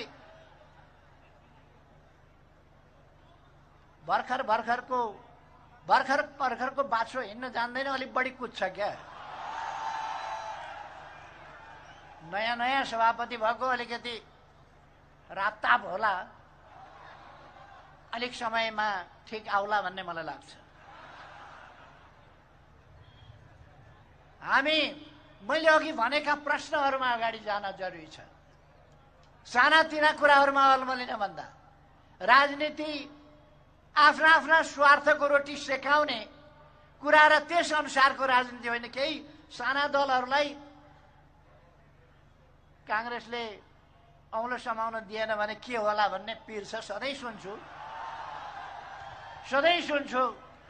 सँगै जानुपर्छ भनेको सरकारमा मात्रै हो कि देश बनाउन सँगै जाने हो। देश बनाउन सँगै जाने कुरामा नेकपा एमाले नेपाली कांग्रेसको साथमै छ। नेकपा एमाले हामी सरकारमा छैनौँ, प्रतिपक्षमा छौँ। प्रतिपक्ष भनेको के संसदको अङ्ग होइन? हामी साथमा छैनौँ लोकतन्त्रको सवालमा, हामी सँगै लडेका छैनौँ। त्यसकारण सरकारबाट हट्नु पर्ला कि भन्ने कतिपयलाई चिन्ता होला। नेकपा एमाले एक्लै हिँड्ने रहर पनि गर्दैन र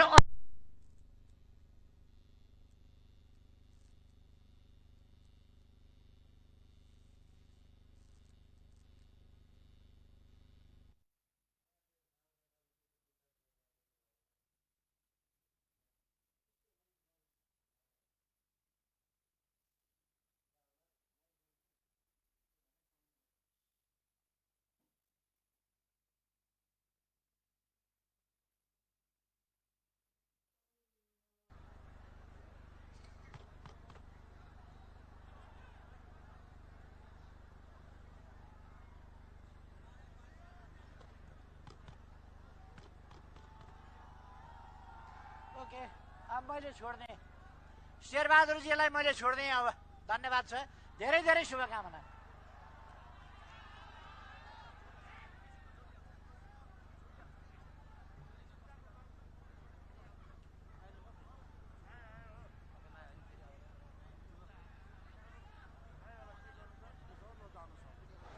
हेलो हेलो आफ्नो विचार पूर्व प्रधानमन्त्री कमरेड केपी ओलीले व्यक्त गरिरहनु भएकै थियो। प्राविधिक समस्या भयो, उहाँले मन्तव्य राख्ने क्रम जारी नै रहेको हुँदा उहाँलाई आफ्नो मन्तव्य अगाडि बढाइदिन म फेरि निमन्त्रण गर्दछु।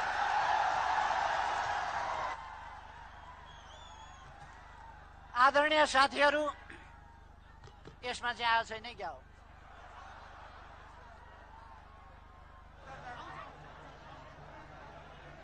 अब आयो? ठिक छ। आदरणीय साथीहरू, हामी राष्ट्र निर्माणका काममा एकजुट भएर अगाडि बढ्नुपर्छ। नेपाली कांग्रेस सबैलाई साथ लिएर चलोस्, मेरो कुनै आपत्ति छैन। तर नेपाली कांग्रेस अरूका नीतिका पछाडि होइन, आफ्ना नीतिमा अरूलाई हिँडायोस्। यस महाधिवेशनले नेपाली कांग्रेस शेरबहादुरजी प्रधानमन्त्री मात्रै होइन, सरकारको नेता हुनुहोस् भन्ने मेरो शुभकामना छ। अन्य पार्टीको विश्वासलाई अक्षुण्ण राख्न नेपाली कांग्रेस सशक्त भएर एक भई अघि बढ्नुको अर्को विकल्प छैन। उत्साह, एकता, रूपान्तरण नै हाम्रो बल हो। अन्तमा देशभरिबाट महाधिवेशनमा भाग लिन आउनुभएका महाधिवेशन प्रतिनिधि साथीहरू र पार्टी शुभेच्छुक साथीहरूमा जे नेपालको न्यानो अभिवादन सहित पार्टीप्रति मेरो अविचलित निष्ठा व्यक्त गर्दै यहाँको साथ र सहयोगलाई पार्टीको हितमा सधैँ सक्रिय रहने। सबै खाले कष्ट यो पार्टीले बेहोरेको छ। हजारौं यस पार्टीका कार्यकर्ता नेताहरू शहीद भएका छन्। हजार नेपाली कांग्रेसका साथीहरूले द्वन्द्वकालमा आफ्नो जीवन समाप्त पार्नुपर्ने अवस्थाबाट पनि यो पार्टी गुज्रेको छ। यो पार्टीले अत्यन्त अप्ठ्यारो समयमा पनि अडिग रहेर अधिकारका लागि, जनअधिकारका लागि, कानुनी शासनका लागि, हरेक नागरिकको स्वतन्त्रताका लागि, हरेक नागरिकको सृजना सम्भावनाको भरपूर प्रयोग गर्दै आफू पनि अगाडि बढ्ने, समाजलाई पनि अगाडि बढाउने र देशलाई पनि अगाडि बढाउने मान्यता यो देशमा स्थापित गर्नको लागि निरन्तर संघर्षरत रहेको पार्टी हो। त्यसका बावजुद अझै पनि यो विचारलाई, लोकतान्त्रिक मान्यतालाई, लोकतान्त्रिक विचारलाई, स्वतन्त्रताको मूल मान्यतालाई यो देशमा पूर्ण रूपमा हामीले आजको दिनसम्म पनि स्थापित गर्न सकेका छैनौं। आजको दिनसम्म पनि लोकतान्त्रिक मूल्य र मान्यतालाई जीवनचर्या, जीवन पद्धति बनाउन सकेका छैनौं। त्यसमा हाम्रो पार्टीको केही कमी कमजोरी छ। हामी काम गर्छौं, काम गरेका कुरा भन्दैनौं। अरूले काम थोरै गर्छन्, कुरा धेरै गर्छन्, कुरा बिग्छ, नेपाली कांग्रेसको काम पनि बिग्दैन। त्यसकारण हामीले हाम्रो पार्टीमा एउटा कम्युनिकेसन, संवाद, जनतासँग स्थापित गर्ने संवादलाई संस्थागत गर्नु परेको छ। नेतादेखि कार्यकर्तासम्म, केन्द्रदेखि स्थानीय तहसम्म एउटै भाषा, एउटै स्वर, एउटै कन्टेन्ट लिएर जनताको बीचमा जानु छ। जनताको बीचमा गएर नेपाली कांग्रेसलाई सर्वाधिक लोकप्रिय पार्टीको रूपमा स्थापित गर्नु छ। यो 14औं अधिवेशन ऐतिहासिक अधिवेशन यस मानेमा पनि भएको छ कि यसपाल झन्डै 10 लाख क्रियाशील सदस्य हाम्रो पार्टीमा आबद्ध भएका छन्। यो ऐतिहासिक निर्णय यो कार्य समितिले गरेको छ। अहिले ठूलो संख्यामा युवाहरू नेपाली कांग्रेसमा जोडिएका छन्। ठूलो संख्यामा महिला दिदीबहिनीहरू नेपाली कांग्रेसमा जोडिएका छन्। ठूलो संख्यामा आदिवासी, जनजाति, मधेस, विभिन्न जात जाति समुदाय यो पार्टीमा जोडिएका छन्। मलाई विश्वास छ 14औं अधिवेशनले नेपाली कांग्रेस पार्टीलाई नयाँ ऊर्जा दिनेछ।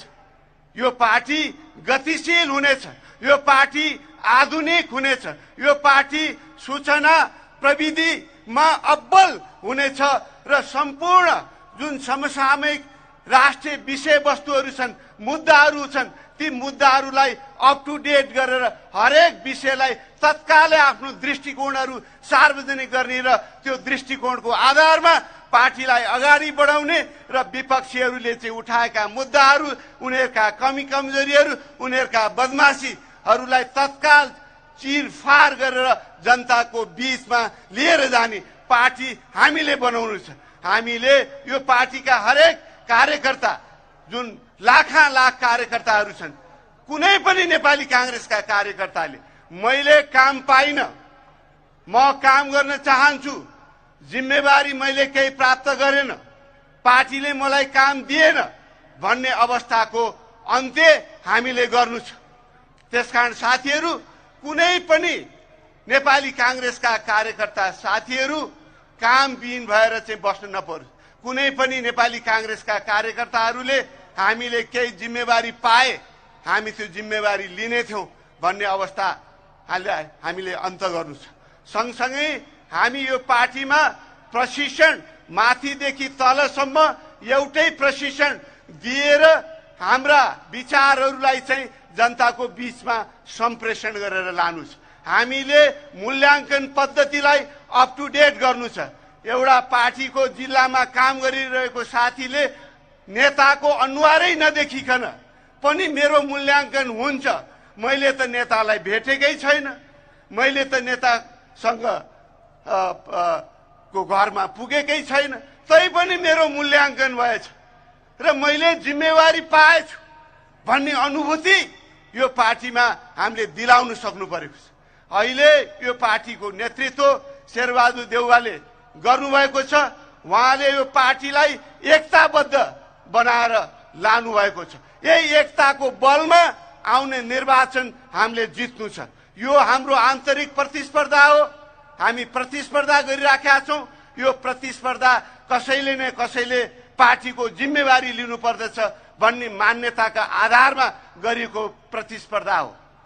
तर यो प्रतिस्पर्धाबाट परिणाम आइसकेपछि हामीले त्यो प्रतिस्पर्धाबाट जुन हामी एकअर्काका विषयमा चर्चा परिचर्चा गर्छौं त्यही समाप्त हुनुपर्दछ र हाम्रो अर्जुन दृष्टि आउने स्थानीय निर्वाचन, प्रदेश निर्वाचन र केन्द्रीय निर्वाचनमा पार्टीलाई जिताउने, एक्लै बहुमत ल्याउने र यो देशमा लोकतान्त्रिक मूल्य मान्यतालाई संस्थागत गर्ने र बीपी कोइरालाले जुन लोकतान्त्रिक समाजवादी विचार नेपालमा प्रवेश गराउनु भएको छ, समृद्धि र समृद्धिको पहुँचमा आम जनता भन्ने मूल्य र मान्यतालाई हामीले स्थापित गर्नु छ। गौरवका साथ, आत्मस्वाभिमानका साथ हाम्रो आवश्यकता र स्वार्थलाई केन्द्रबिन्दु महाधिवेशन प्रतिनिधि साथीहरू, देशभरबाट यहाँ पाल्नु भएका समस्त दाजुभाइ दिदी बहिनीहरूलाई सर्वप्रथम म जय नेपालको अभिवादन गर्न चाहन्छु। जय नेपाल। आदरणीय महानुभावहरू, यो पार्टीको 14औं महाधिवेशन एकता उत्साहको साथ सुसम्पन्न गरौं, सबैको चाहना त्यही छ। साथीहरू, अहिले हाम्रो प्रवक्ताज्यूले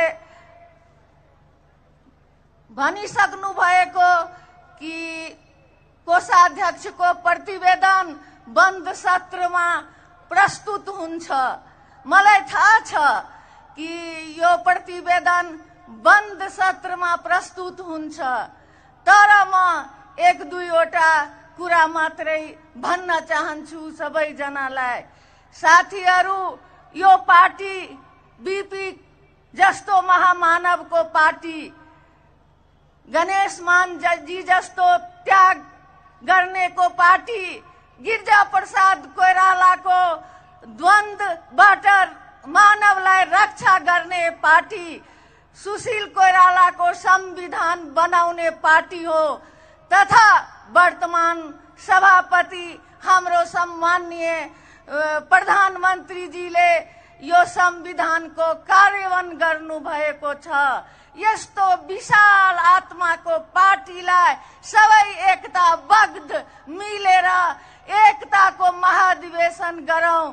कसैलाई काखा कसैलाई पाखा नगरेर सबै मिलेर यो 14औं महाधिवेशन सुसम्पन्न गर्नु मेरो निवेदन छ।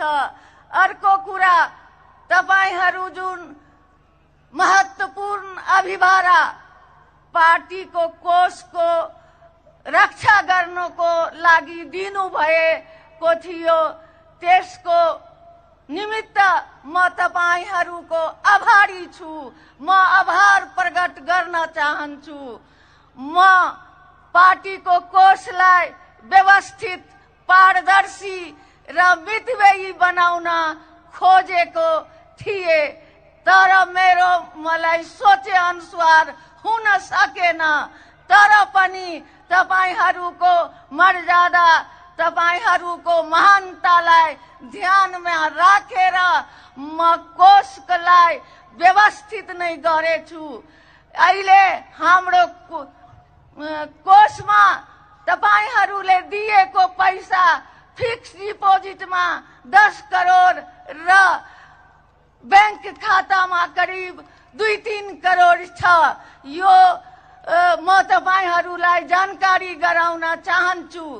अरूको कुरा, पार्टीको निमित्त यो जुनसुकै त्याग गर्नुपर्छ सबैजना मिलेर गर्नु। म कोषाध्यक्ष छु। अहिले यही मञ्चबाट धेरै साथीहरू, युवा युवतीहरू, हाम्रो दिदी बहिनीहरू, बुजुर्ग साथीहरू यो महाधिवेशनबाट चुनेर आउनु भएछ। म कुनै पदमा उम्मेदवारी नदिने तपाईहरूलाई धन्यवाद दिँदै तपाईहरूको पार्टीका आदरणीय माननीय सदस्यज्यूहरू, म पार्टीको केन्द्रीय कार्यालय, केन्द्रीय कार्य समितिको तर्फबाट 14औं महाधिवेशनमा सहभागी हुन आउनुभएका सम्पूर्ण महासमिति महाधिवेशन प्रतिनिधि साथीहरूलाई हार्दिक स्वागत गर्न चाहन्छु, हार्दिक सम्मान व्यक्त गर्न चाहन्छु, अभिवादन गर्न चाहन्छु र जय नेपालको अभिवादनबाट तपाईहरूको सम्मान र स्वागत गर्न चाहन्छु। जय नेपाल। समय छोटो छ, त्यसैले म धेरै कुराहरू सविस्तारमा जान चाहन्न। हामीले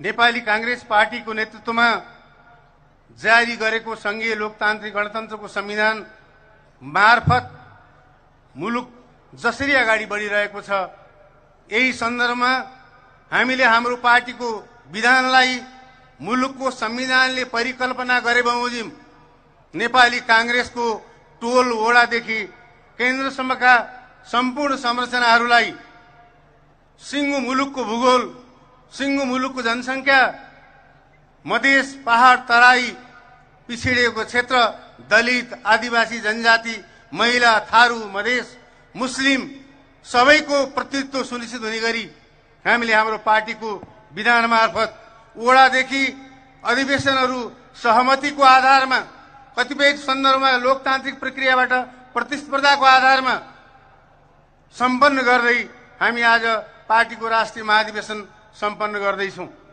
यो सन्दर्भमा नेपाली कांग्रेसको काँधमा आज महत्त्वपूर्ण जिम्मेवारी फेरि इतिहासले सुम्पेको छ, नेपाली जनताले सुम्पेका छन्, नेपाली जनताले हामीलाई भरोसा गर्नुभएको छ। त्यसैले आज नेपाली कांग्रेसको बीचमा सहमति, एकता, प्रतिस्पर्धालाई सँगसँगै लिएर जाँदै पार्टीको सिङ्गो एकतालाई यो महाधिवेशन मार्फत शक्ति कहाँ हो भन्दाखेरि हाम्रो कृषिमा हो। तर आज दुर्भाग्यवश यो मुलुकमा कृषिको लागि मात्रै 2% बजेट छुट्याएको छ। 60%, 70% व्यक्तिहरू प्रत्यक्ष वा अप्रत्यक्ष रूपले कृषिमा निर्धारित छन्। हामी धेरै जस्तो सामानहरू हामी इम्पोर्ट गर्छौं, जबकि हाम्रै मलिलो माटो छ। योजनाहरू यहाँ पानीका योजना आगामी वैशाख ज्येष्ठ महिनाभित्रमा देशमा निर्वाचन सम्भव छ। स्थानीय तहको निर्वाचन भएको 5 वर्ष पुगिसक्यो। अब केन्द्रको निर्वाचन, प्रदेशको निर्वाचन भएको नि अब 5औं वर्षमा प्रवेश गर्यौं हामीहरू। तेर आउनु भएको साथीहरूलाई म बधाई दिन चाहन्छु। यस 14औं महाधिवेशनमा आज महत्त्वपूर्ण ऐतिहासिक घडीमा तपाईं धेरै ठूलो संख्यामा निर्वाचित भएर आउनु भएको छ। झण्डै 47-48 सय महाधिवेशन प्रतिनिधिहरू चुनाव जितेर आउनु भएको छ। मैले यहाँ सम्बोधन, शुभकामना, मन्तव्य दिन उभिदा मलाई नेताहरू विजयले कति बोल्ने हो भनेर चिन्तित हुनुहुन्छ। मैले नेताहरूलाई आज धेरै लामो कुरा गरेर म दिक्क वाक्क बनाउन चाहदिन। तर मैले भन्नुपर्ने कुरा धेरै छन्, जो म अरू बेला पनि तपाईहरूसँग राख्छु नै। मेचीदेखि महाकालीसम्म आउनुभएका महाधिवेशनका प्रतिनिधि साथीहरू जो चुनाव लड्दै हुनुहुन्छ, युवा साथीहरू धेरै ठूलो संख्यामा आउनु भएको छ। 134 जनाको निर्वाचन हुँदैछ, प्रत्यक्ष निर्वाचन। सभापति, उपसभापति, महामन्त्री, सहमहामन्त्री लगायत विभिन्न क्लस्टरबाट, क्षेत्रबाट, प्रत्यक्ष प्रणालीबाट, प्रत्यक्ष सहभागीबाट, भौगोलिक क्षेत्रबाट 134 जना कार्य समितिका सदस्य हुँदा त्यहाँ 5 वटा नेताहरू चुन्ने व्यवस्था पहिलो पटक नेपाली कांग्रेसको विधानमा कायम भयो।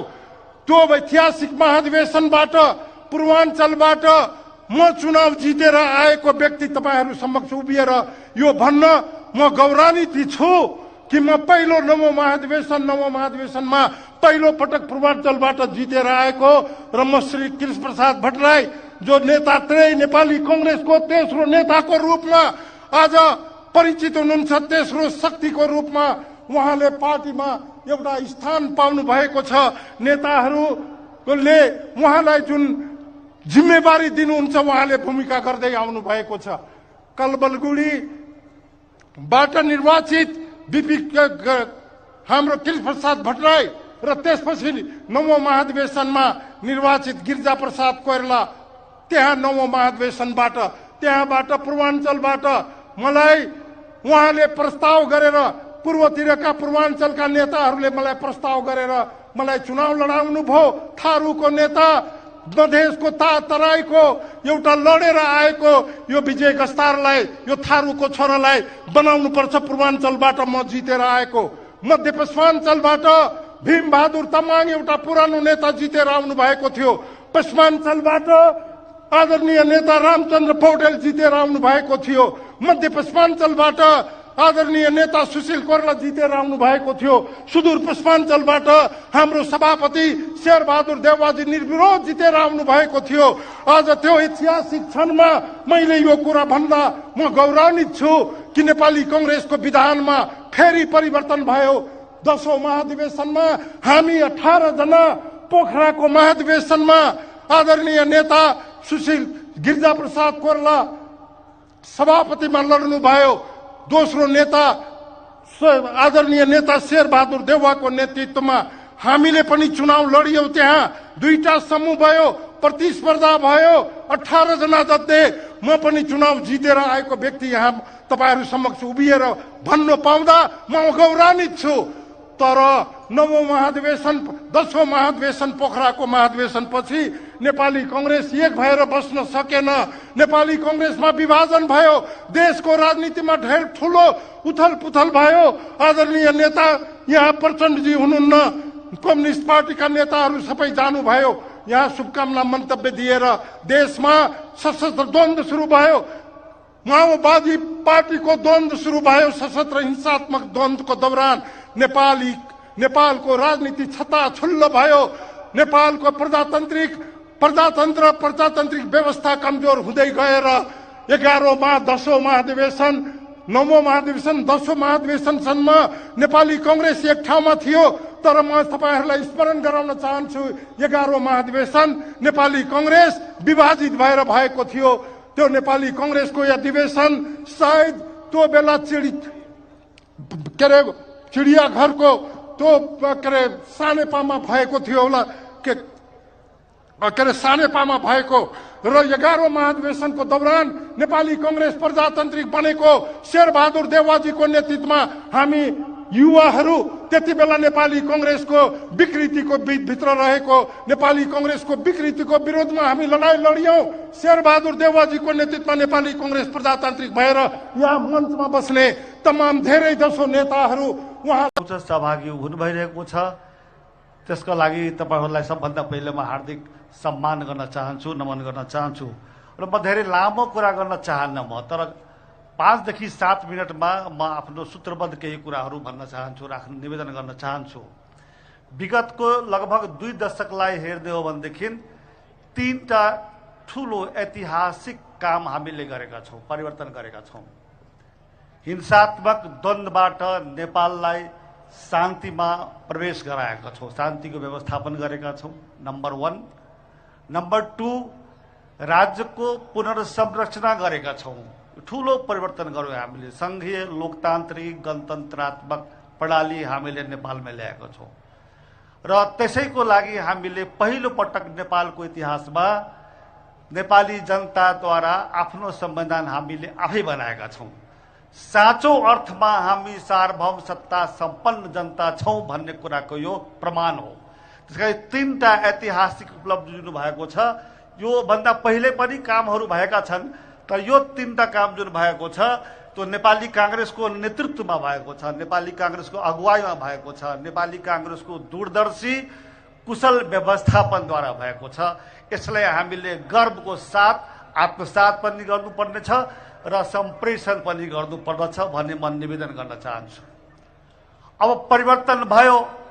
कस्तो परिवर्तन भयो त? संघीय लोकतान्त्रिक गणतन्त्रात्मक शासन प्रणाली हामीले बनायौं, नयाँ संविधान हामीले बनायौं। यो दुईटै कुरा सिस्टम र कन्स्टिट्युसनको बेसिस भनेको के हो भनेदेखि 9वटा कुरा हो। राष्ट्रियता, लोकतन्त्र, समाजवाद, गणतन्त्र, संघीयता, समावेशिता, मिश्रित निर्वाचन प्रणाली, धर्मनिरपेक्षता, अहिंसा र शान्ति। यो 9वटा तत्त्वको आधारमा संविधान र यो प्रणाली निर्माण भएको छ।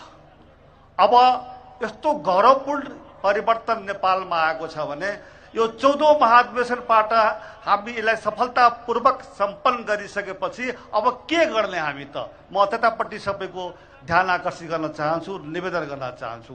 महाधिवेशन सम्पन्न भइसकेपछि तत्काल नै 3 तहको निर्वाचन देशमा आउँदैछ। हामीले यो 14औं महाधिवेशनबाट तरोताजा भएर, एकता भएर, सुदृढ भएर निस्किसकेपछि हाम्रो सामुन्नेमा यो सबभन्दा महत्त्वपूर्ण जिम्मेवारी हो।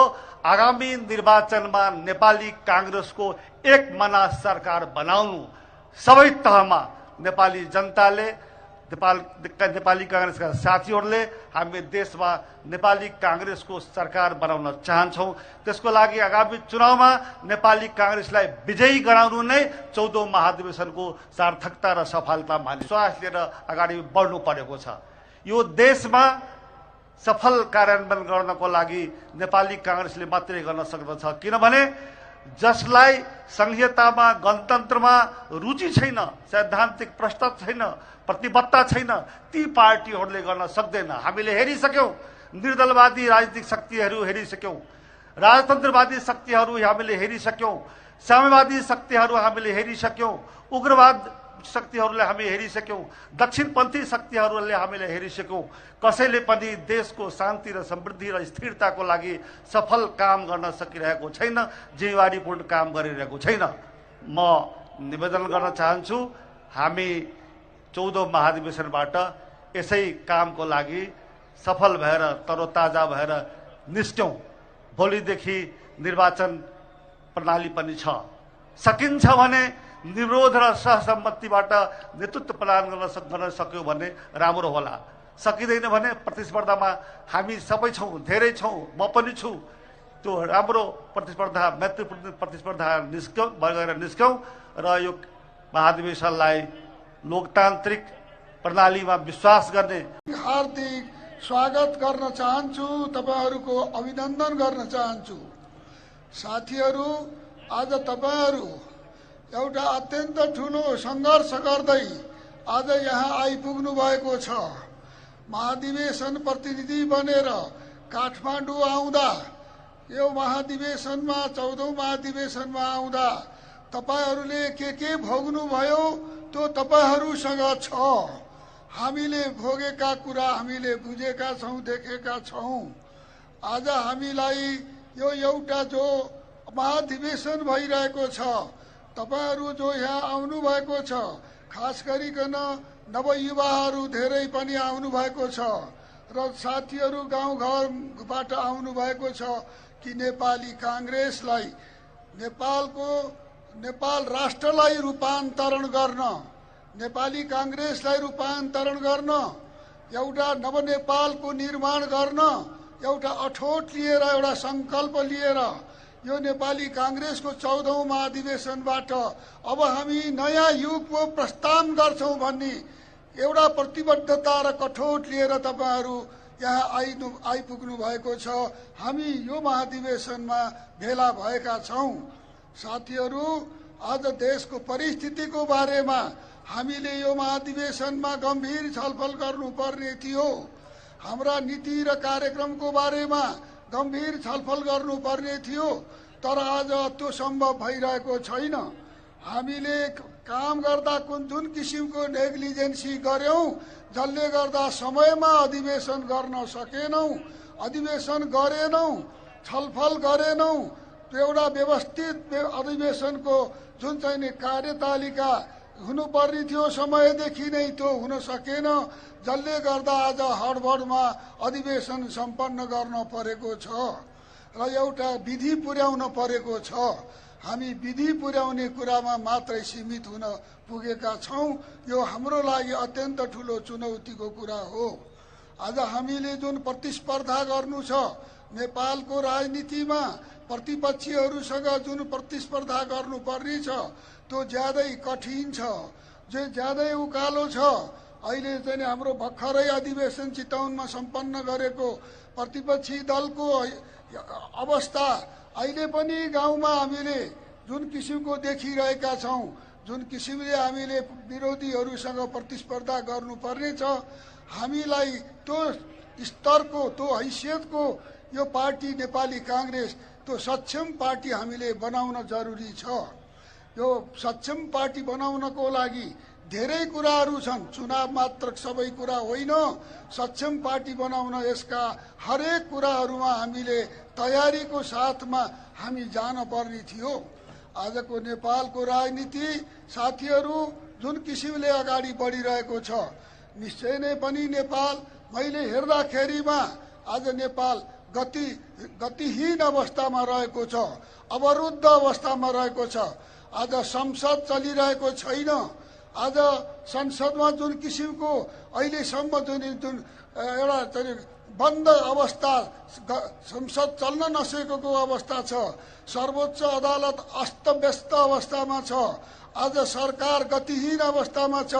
हाम्रा पार्टीहरू आज अस्तव्यस्त अवस्थामा छन् र यो राजनीतिलाई जुन किसिमले हामीले 70 वर्ष सङ्घर्ष गरेर जुन बहुदलीय व्यवस्थालाई पुनस्थापन गरेर जुन संघीय लोकतान्त्रिक गणतन्त्र र समावेशी लोकतन्त्रको संविधान प्राप्त गर्यौं, त्यो संविधानले जुन नयाँ युगमा हामीलाई प्रवेश गराएको थियो, त्यो प्रवेश गरे अनुसार त्यो एउटा नयाँ एउटा देशमा आएको परिवर्तन अनुसार हामी अगाडि बढ्न सक्यौं कि सकेनौं, हाम्रा क्रियाकलापहरू त्यतातिर उन्मुख भए कि भएनन्, आज हामीले छातीमा हात राखेर आत्मसमीक्षा गर्ने बेला आएको छ। यही बेलामा हामीले आत्ममूल्याङ्कन गर्नुपर्दछ। हाम्रो आफ्नै मूल्याङ्कन गर्ने पनि हो यो अधिवेशन। यो अधिवेशनले के कुरा हाम्रा कमीहरू भए, के कारणले पार्टी आज यो स्थितिमा छ, के कारणले कम्युनिस्ट भन्दा कांग्रेस पछाडि पर्न पर्यो, यो कुराको आत्मसमीक्षा हामीले गर्न सक्यौं भने मात्रै हाम्रो 14औं महाधिवेशन सफल भएको मान्न सकिन्छ।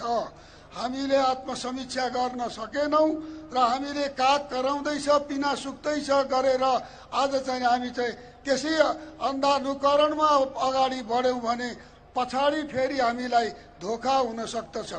वास्तवमा हाम्रो पार्टीको जुन अभिभारा नेपाली कांग्रेसकै काँधमा छ र नेपाली कांग्रेस नै लोकतन्त्रको लागि जन्मेको पार्टी हो। नेपाली कांग्रेसको अहिलेको एजेन्डा नै लोकतन्त्रको रक्षा हो। हिजो वास्तवमा हामीले यत्रो 70 वर्ष लडेर संविधान ल्याएपछि पनि, देशमा परिवर्तन ल्याएपछि पनि कम्युनिस्टको सरकार जो बन्यो, त्यो कम्युनिस्ट पार्टीको सरकारले अहिले भर्खरै यो केपी ओलीको सरकारले यो देशको संविधानलाई एकातिर लत्याएर यो संसद विघटन गर्यो र त्यसले गर्दा संविधान विधिको